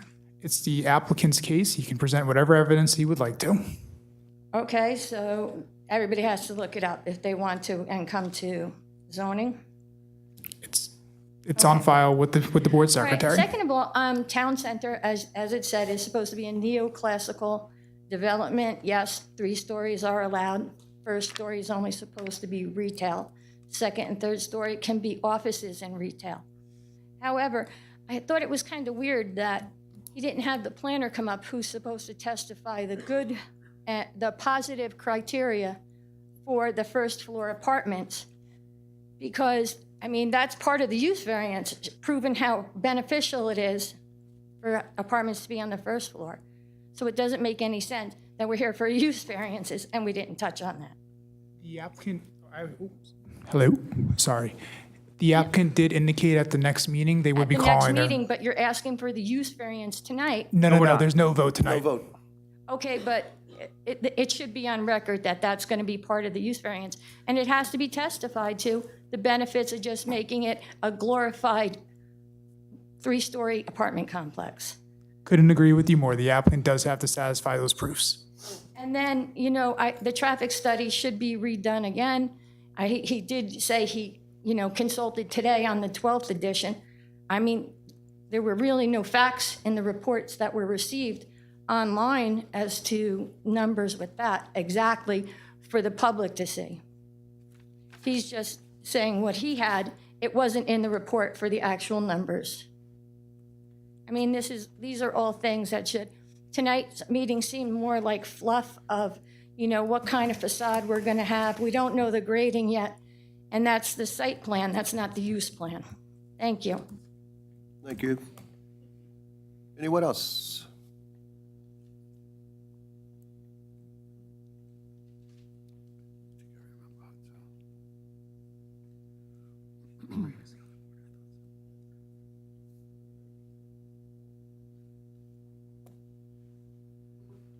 All right, ma'am, the same would apply. Attorney will put you under oath. Hi. Just raise your right hand first. Do you swear or affirm to tell the truth and nothing but the truth, so help you Donna God? Warren. Yes. Did you say yes? I asked you, did you swear to tell the truth and nothing but the I truth? do, I'm Okay. sorry. See, I can't hear. Can you please just state your name and spell your last for the record? Donna Warren, W-A-R-N, And your address, please. 3997 Route 516, Matawan. Take it away. Say again? Take it away. Yes. Okay. I'm concerned about a 3-story building in this area. There's nothing, we have no buildings like that. We have, in the area, in this immediate area where they want to build. Traffic is terrible on 516, very dangerous. I've seen 3 accidents, 2 of which people died. So we already have enough traffic with a 3-story building and 58 apartments with how many people live in there. The increase of people, traffic in this area is not something that that we want in Old Bridge. It's not an urban town. And is that what we really want here? Is that what we want to bring to Old Bridge?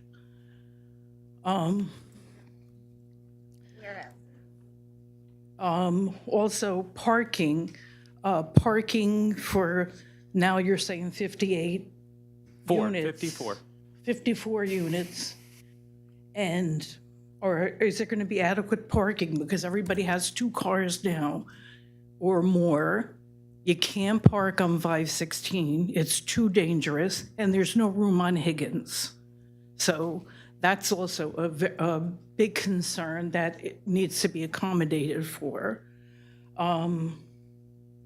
This essentially affects the character of the neighborhood. It's negative on our property values. Would object to that. Most homes are not. Your objection is they're noted, and you're rehab correct. The most- board can't consider property values. The board is not permitted to consider property values and the impact on an application. And I'm concerned also how, maybe you said it, I didn't hear it.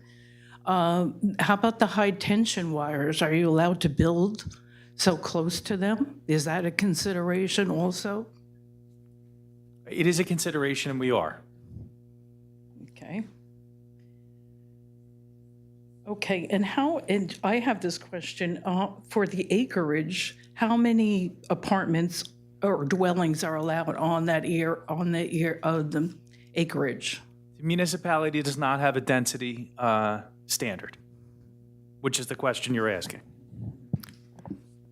The municipality does not limit the amount. is Say the that answer. again? The municipality does not limit the amount. That's the answer. There's no, There's no density requirement, so what council just indicated that there's no density prohibition for this property for the number of apartments. That's the so because there's no density prohibition, there's no numeric number that's not permitted. oh, okay. All right.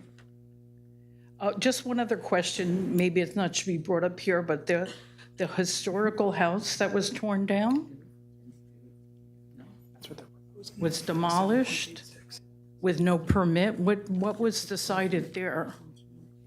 What were the consequences? Mr. Chair, we've been through this up and down and over again, and there was a demolition permit that was issued by your building department. They say they got a permit. Okay, thank you. Thank you, ma'am. Anyone else? Mr. Rizzo, I guess you'll be last. Thank you, Mr. Chairman. Okay. Then I'm going to ask you to wait. If you have other questions, I'll ask Mr. Rizzo to wait because, in a sense, he's an objector, not in the true sense of the term, but the letter you've written, I'm assuming you acknowledging that? I'm here to acknowledge the letter. I'm Okay. not an objector. I'm not pro-application or Okay. against the application. Well, we're going to let me have the others come up first. Go ahead.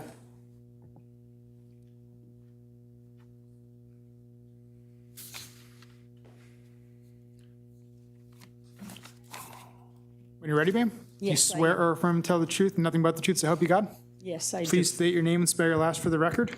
Yes, my name is Shanae Caruana. The last name is Caruana. And your address, please. 124 Higgins Road. Take it away.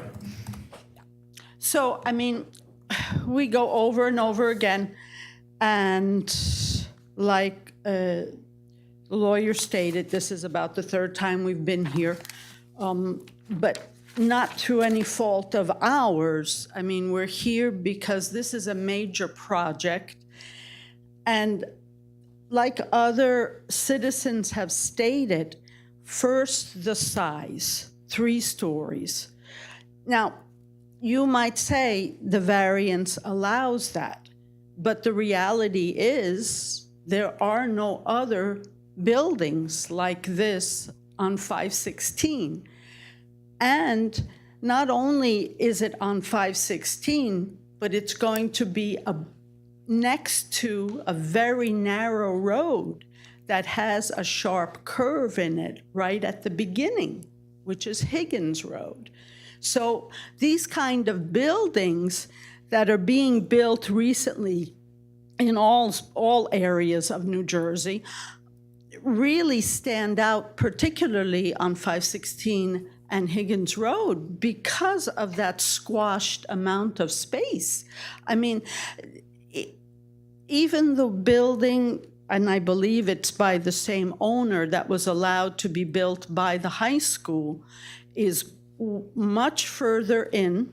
It is only 2 stories, and it's a totally different style. There is no other, that road, yes, is also tiny, but it's not as populated as Higgins Road is. So I don't think we're really looking at this in a very,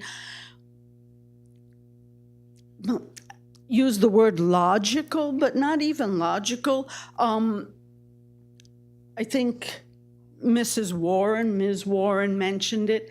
Is this really the character that the town wants to go forward with?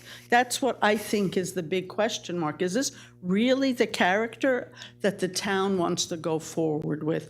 Why are we so tied into having these apartment buildings? Couldn't we come up with something more creative? What is your concern? Ma'am, what is your concern about, you keep using the word character and then combining it with apartment buildings. Are you concerned about the types of people that might utilize these Oh, apartments? absolutely not. No, the type of people will be fine. I'm talking about the type of building. Why did we in the reference area. Addison or Woodbridge earlier? What are we talking about that out of character, if the people are going to be fine, why don't you want them in Old Bridge? it's not that I don't want the people in Old Bridge. I'm talking about the type of building that you're building.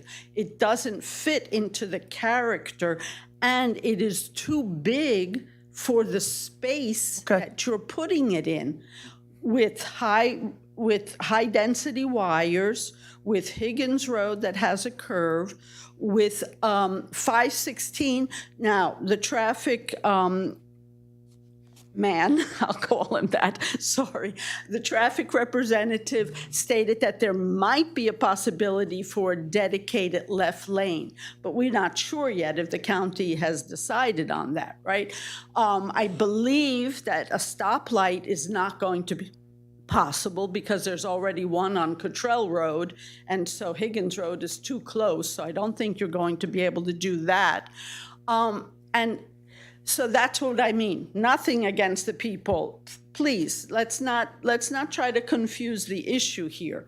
We're talking because, first of all, we haven't even talked about what the price of each of those units are going to be. So I'm sure they're going to be market value, and the inhabitants will be fine. But it's the style that you're imposing now on an area that unfortunately has seen year after year after year, month after month, lose that open space that we used to have. Pat Shuck, my neighbor, has been there since 1959. My parents have been on Higgins Road since 1970s. So I have full authority to tell you about the evolution of the area. Now, one can say this is modernization, or this is, evolution, or this is the way things go. Yes, granted, but how much more do you want to include on that level of density? Okay, you're going to say there are no laws that prevent us from adding the density. But why would you want to do that to the neighbors and to the actual footprint of the township? It is just, and I have to agree with the board member, Mr. Sconio. Okay, the traffic, your report, sir, I do not know. First of all, you stated that the report was made in 2024. Okay, there's been some updates, but it's not the most recent. Second, yes, already my neighbors have talked about the traffic at school time. What about Saturday? Are you aware that on Higgins Road further up, there is a soccer field? Saturday on the actual road, you cannot move, okay? And it's great that there's a soccer field. I would love to see, turn your apartment building into something like that, into a park, a garden, not a garden center that was commercial, but some kind, maybe an offshoot of the Cottrell House, okay? Because both Higgins, because my parents live in the Higgins farmhouse on Higgins Road. Both of them were farmers. Unite that idea.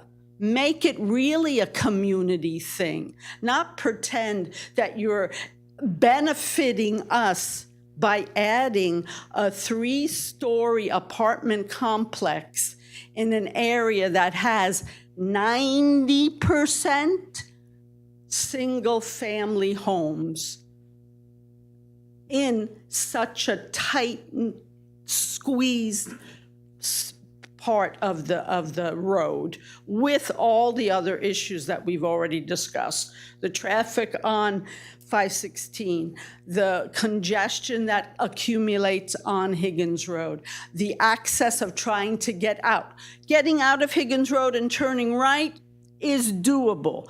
Getting out of Higgins Road and turning left is problematic at any time of the day, and I live there, and I know that. Okay, it's not like I'm coming up with these illusions. This is the fact. Just coming here tonight to this meeting, which would have been out of peak traffic hour, it took us 3 minutes to sit on Higgins Road and wait for the slew of traffic in order to get into the lane, to come here. So really, I guess it's kind of a soul-searching question. Why? Why do we need a 3-story apartment complex? Why? What is that really going to add to Old Bridge? And the last time we were here, I didn't even know. I was away. I was overseas. I didn't really even know that Old Bridge had come up with this town center idea. But I already talked about that was kind of an illusion. Okay, where were you ever going to make a town center You got to with focus a on. You got county to focus road? on what we were talking about tonight. Yeah, and I appreciate your commentary. I know you're speaking from the heart, but let's just try and focus in on. I this just wanted to end with that. I mean, you know, because they've mentioned, you know, we mentioned this town center concept, but really, I mean, I don't know what they were thinking in the 1980s.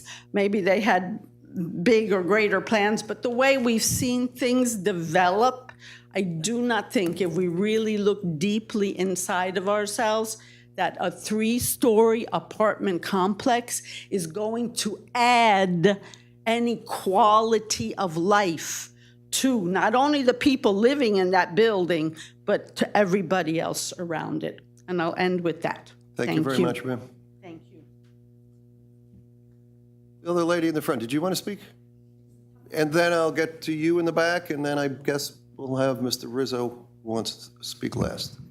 Please raise your right hand. Do you swear or affirm to tell the truth and nothing but the truth to help you God? I do. Please state your name and spell your last for the record. Barbara D'Amico, D''Amico. And your address, please. 106 Higgins Road. Take it away. I'm the first house behind the gas station. And what can I say? I can't ever get out until 516. I have to go around all the way down Higgins to Ticetown to go where I have to go. It's really a very big problem. The soccer field, too, I love the children, I have them, but we never can get out of the driveway on a Saturday. I can't imagine what the traffic is going to be like. And for years, they said they're going to put a light on the corner of 516 in Higgins. It never came to fruition. So I don't know what to say anymore. I don't like looking at that mess that's there right now. I'd love something to come up. I didn't really want 3 stories. Maybe you could do 2, something pretty to look at because I am facing it. But I'm really sad with this town because something has got to be, and it's just way overcrowded. So thank you. I hope you take that into consideration. Thank you, ma'am. Lady in the back, please. Just raise your right hand. Do you swear or affirm to tell the truth and nothing but the truth to help you God? Yes. Please state your name and spell your last for the record. Teresa, T-H-E-R-E-S-A, last name Marte, M-A-R-T-E. And your Address is 25 Mark, M-A-R-C Drive, Matawan, New Jersey. Take it away. I really agree, and with the visual aspects of what this building would look like. The builder created something that is very nice at Guyte Park down further on 516 next to the school. Why can't we just duplicate something and make a cohesive look in the area? Again, it is kind of off center if we do not have any other 3-story buildings. And as the gentleman here from the museum stated, you guys up there are speaking for us. And we do hope that you listen to the comments. And yes, not everything has to be approved. All because I want to do something doesn't mean I get to do it. With that all being said, I just want to say that, as just a statement, that the density question that we were bantering about is determined by floor to area ratio, which Ms. Totten testified is too great for the acreage. That's all. Thank you. Thank you, ma'am. All right, is there nobody else? Mr. Rizzo, you're up. Thank you, Mr. Chairman. Sir, just before we begin, we do have to swear you. Do you swear or affirm to tell the truth and nothing but the truth to help you God? I do. Please state your name and spell your last for the record. Sam Rizzo, R-I-Z-Z-O, And your address, please, sir. 125 Aberdeen Road, Matawan, New Jersey. Take it away. I'm here as a member of the Madison Old Bridge Township Historical Society. And at the October meeting, I began to make some comments about the historic structure.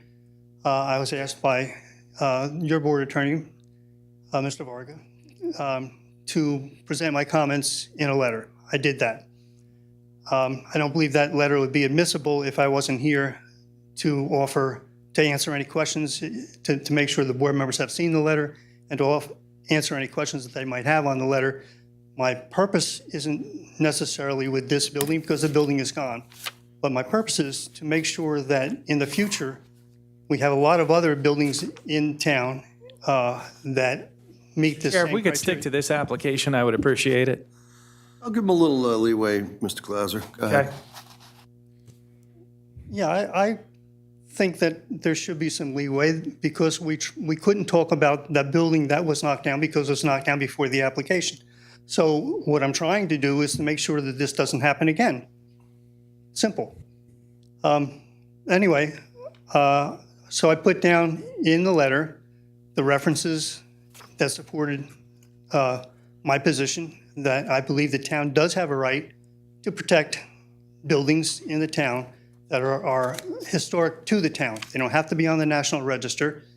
And I think that the procedure is, at one point, I believe, Mr. Sullivan, at the meeting, you said that this board doesn't have jurisdiction over that, and that's not really true. Whichever board has a historic building on the site, that board does have jurisdiction of whether or not that building can be knocked down. So that's pretty much all I had. I just wanted to make sure that in the future, we just don't knock down every building in town, because of development. I think there's a procedure, and I think we have to follow it. I think the ordinance is very, very clear on the intent for the township to preserve these buildings. This has been in the ordinance for more than 40 years. It's actually been the practice. I'm not even sure. I know it was in the 83 ordinance. I think it was in the 78 ordinance, but I don't have those ordinances anymore, so I'm not sure. But I know that the township has been trying to protect these sites for more than 40 years. And I'd like to see them protected in the future. And it's because of the procedure here that I stand before you to say this. And I have your letter, and I read about 3/4 of it prior to the meeting starting. But in deference to Mr. Clauser, this really doesn't speak to this application. You're talking about preservation of historic or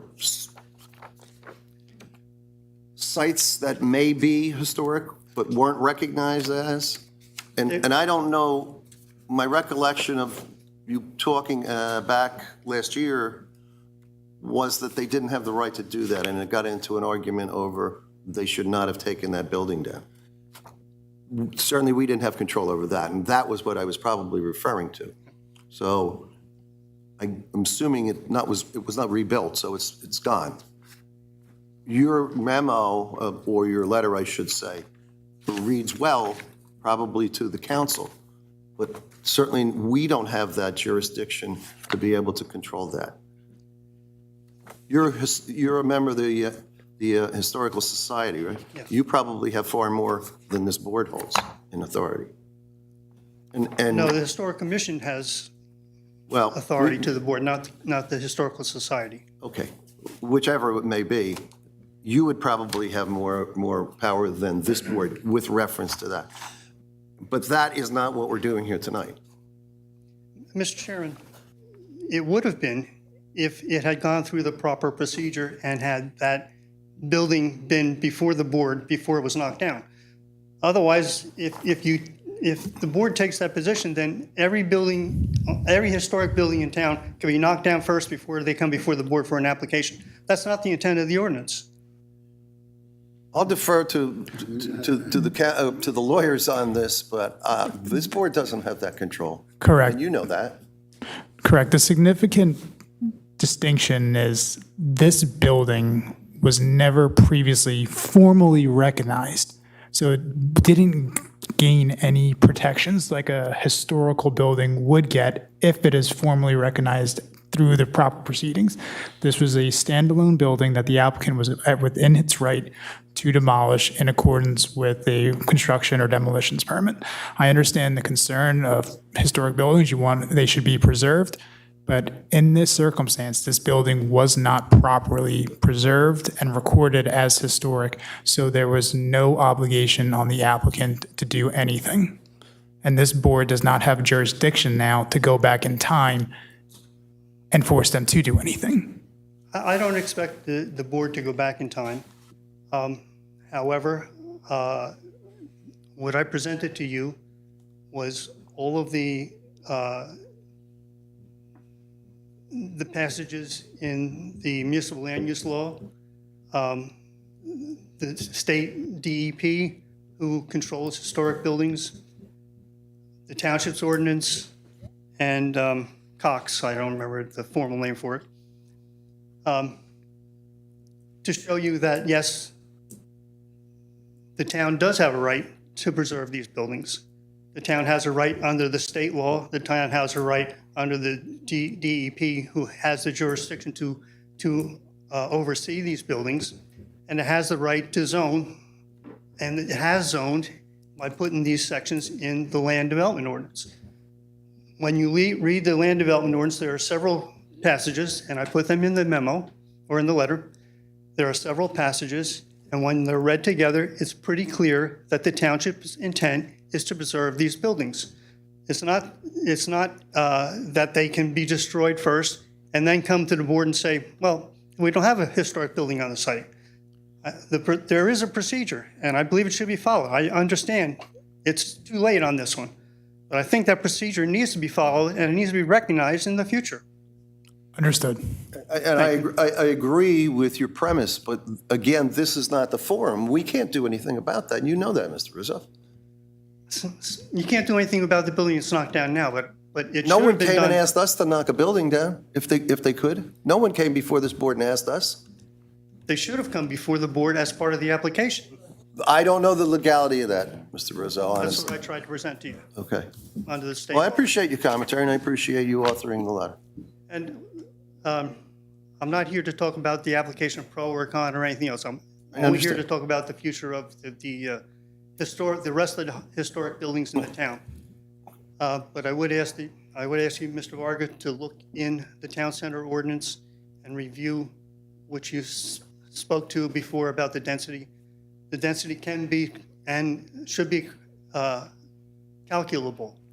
And if it is under the laws, then there is a density requirement in the town center district.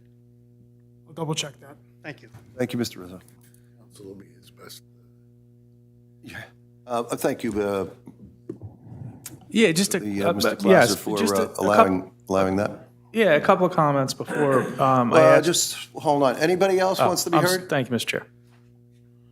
Okay, there is going to be another hearing, so there will be another opportunity for a public portion. But at this time, I'm going to close it for this evening. Mr. Clauser. Thank you, Mr. Chair. Just a couple of quick points, applicant's side of what I heard this evening, and then, I'll ask that the application be carried, and if we could be given a date, is, there's, I heard three-story buildings several times. Three-story buildings are permitted in the zone. I heard that it was out of character with the neighborhood. However, the town center district contemplates a three-story building that has apartments on the second and third floor and commercial on the ground floor. So it's part of the ordinance. The other thing that I heard a lot of is traffic, and traffic is very bad in that neighborhood. If I had commercial on the ground floor and apartments on the second and third floor, we would also have traffic. And I would hear the same complaints whether it was permitted or not. So the ordinance contemplates the development of the site. The development of the site in any form will create traffic, which will participate on 516 and Higgins Road.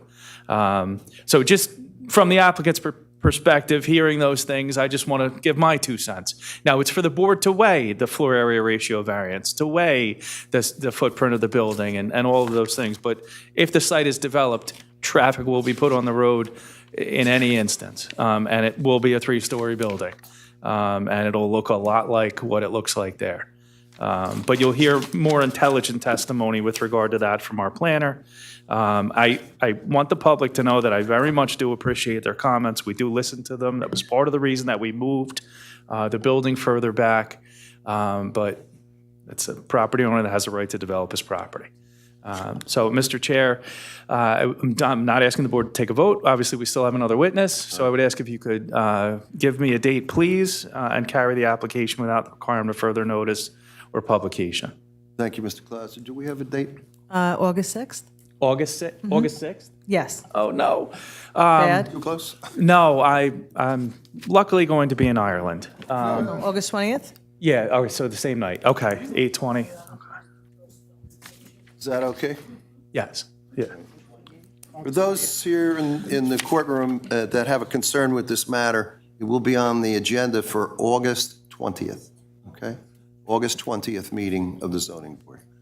And there will be no further notice. There's not going to be further notice, but anyone who looks at the website, you can see the agenda right there, and you can see the dates. So just look up Old Bridge Township Zoning Board of Adjustment, you'll find that.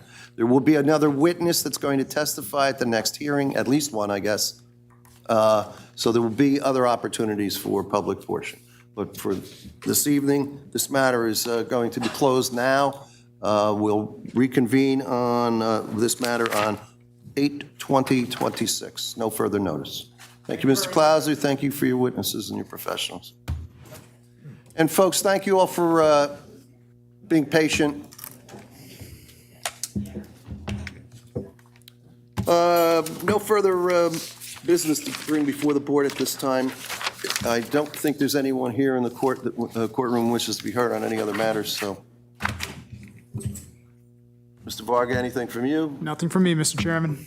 Anything from the township? No? Okay. Just a reminder that we have a special meeting on June 29th, which is a Monday. Same time, same place. 6:29, special meeting. Okay. All right, someone move for an adjournment? Is there a second? All in favor signify by saying aye. Aye. Any opposed?